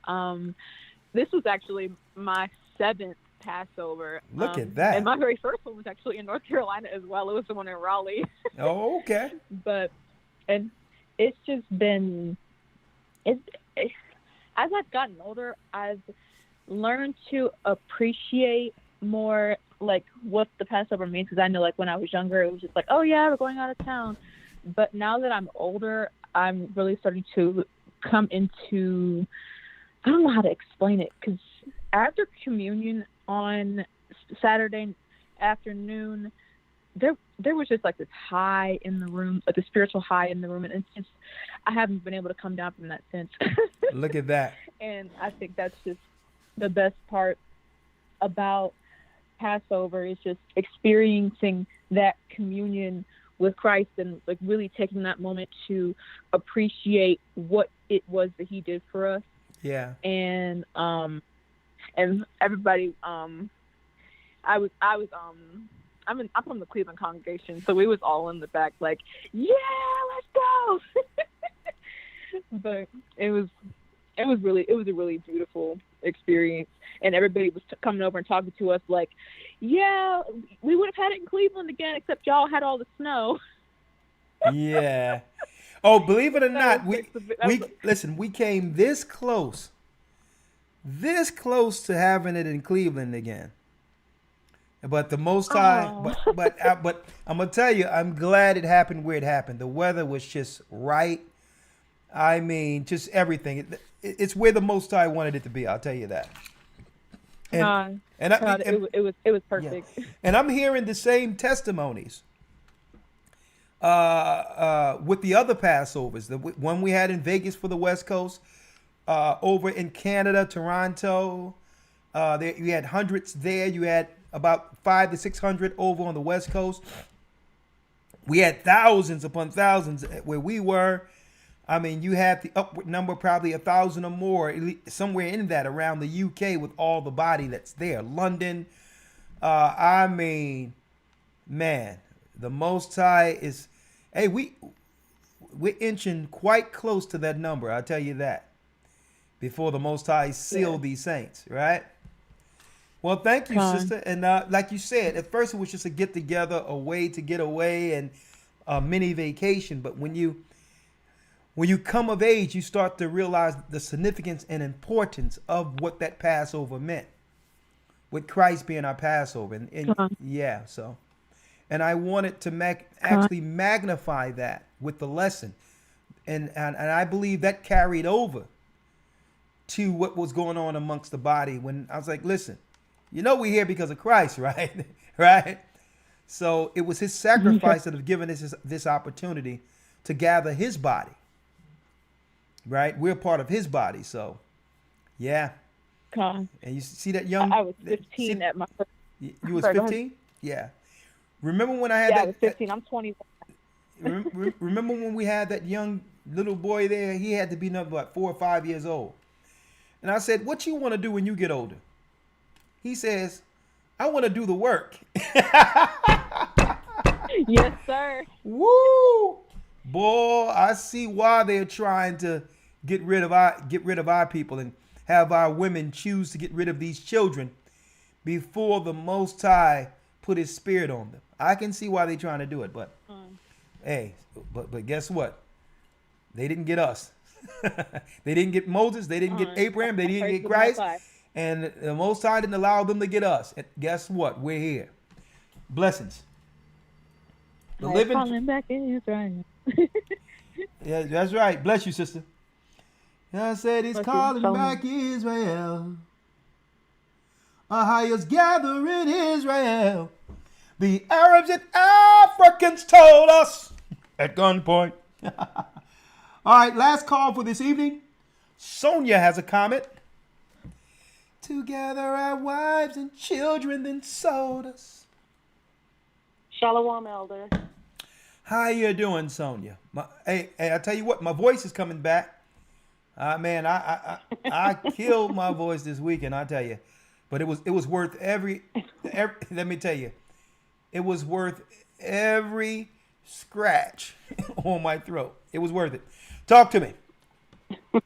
It was worth it. I just want to say this was our first Passover. Yeah?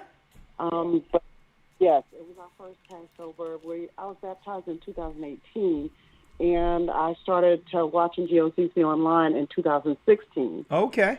And my husband wants to be baptized.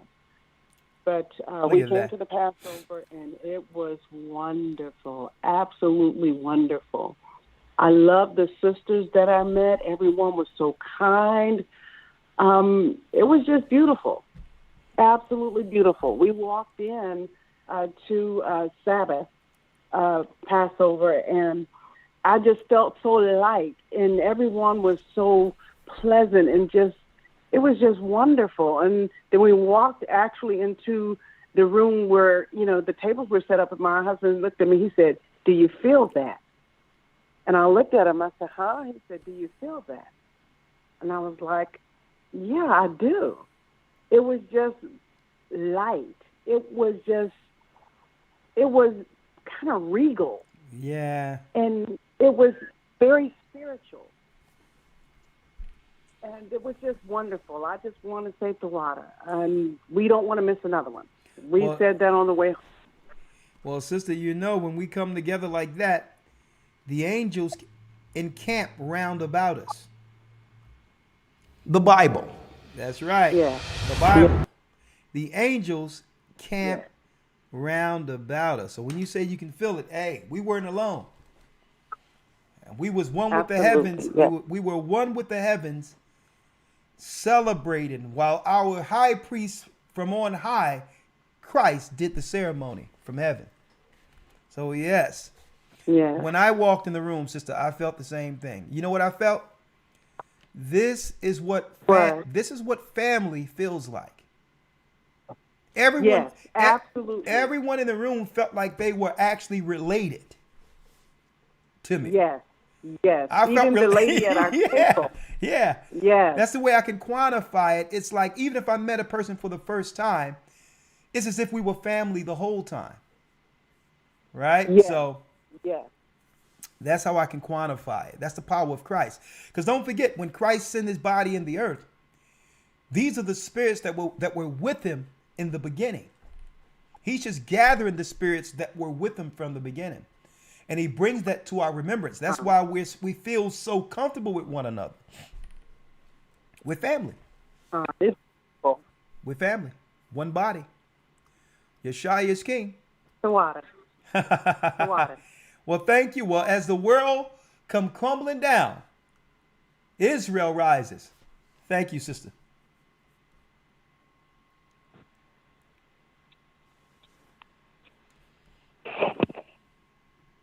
Well, that concludes our broadcast. Elder Lawyer, I'll see you. I'll call you tomorrow. Thank you for using Blog Talk Radio. Goodbye. That concludes our recap of the Passover. Hopefully, if there's no war this coming year, we'll have many more to come, be it here or in Zion. With that, I'm going to say shalom. May the Most High be with you. Stay prayed up. Sin not. We will soon see Israel. Shalom.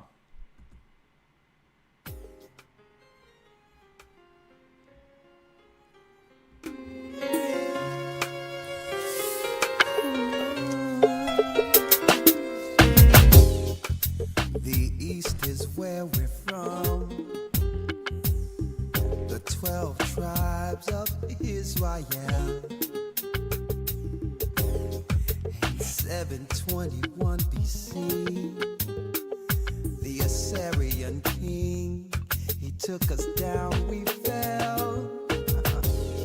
With a great escape, we went through the Euphrates.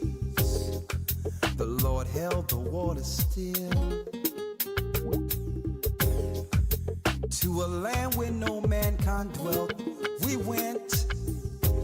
The 12 tribes of Israel. So we be Manasseh, the Cubans, Ephraim from Puerto Rico, Naphtali from the Isles of Hawaii. The Lord is calling back Israel. Zebulun from Panama, Gad, the North American Indians, Simeon, the Dominicans. Our highest gathering Israel. The Arabs and Africans told us. At gunpoint. Together our wives and children then sold us. In the belly of these great ships we traveled in fear. By the rivers of Babylon we found our brothers here. A high gatherer. Asher in Colombia. Reuben from Australia. Issachar, the Mexicans. A highest gathering Israel. Judah, the Negroes. Benjamin, the West Indians. Levi, the Haitians. A highest gathering Israel.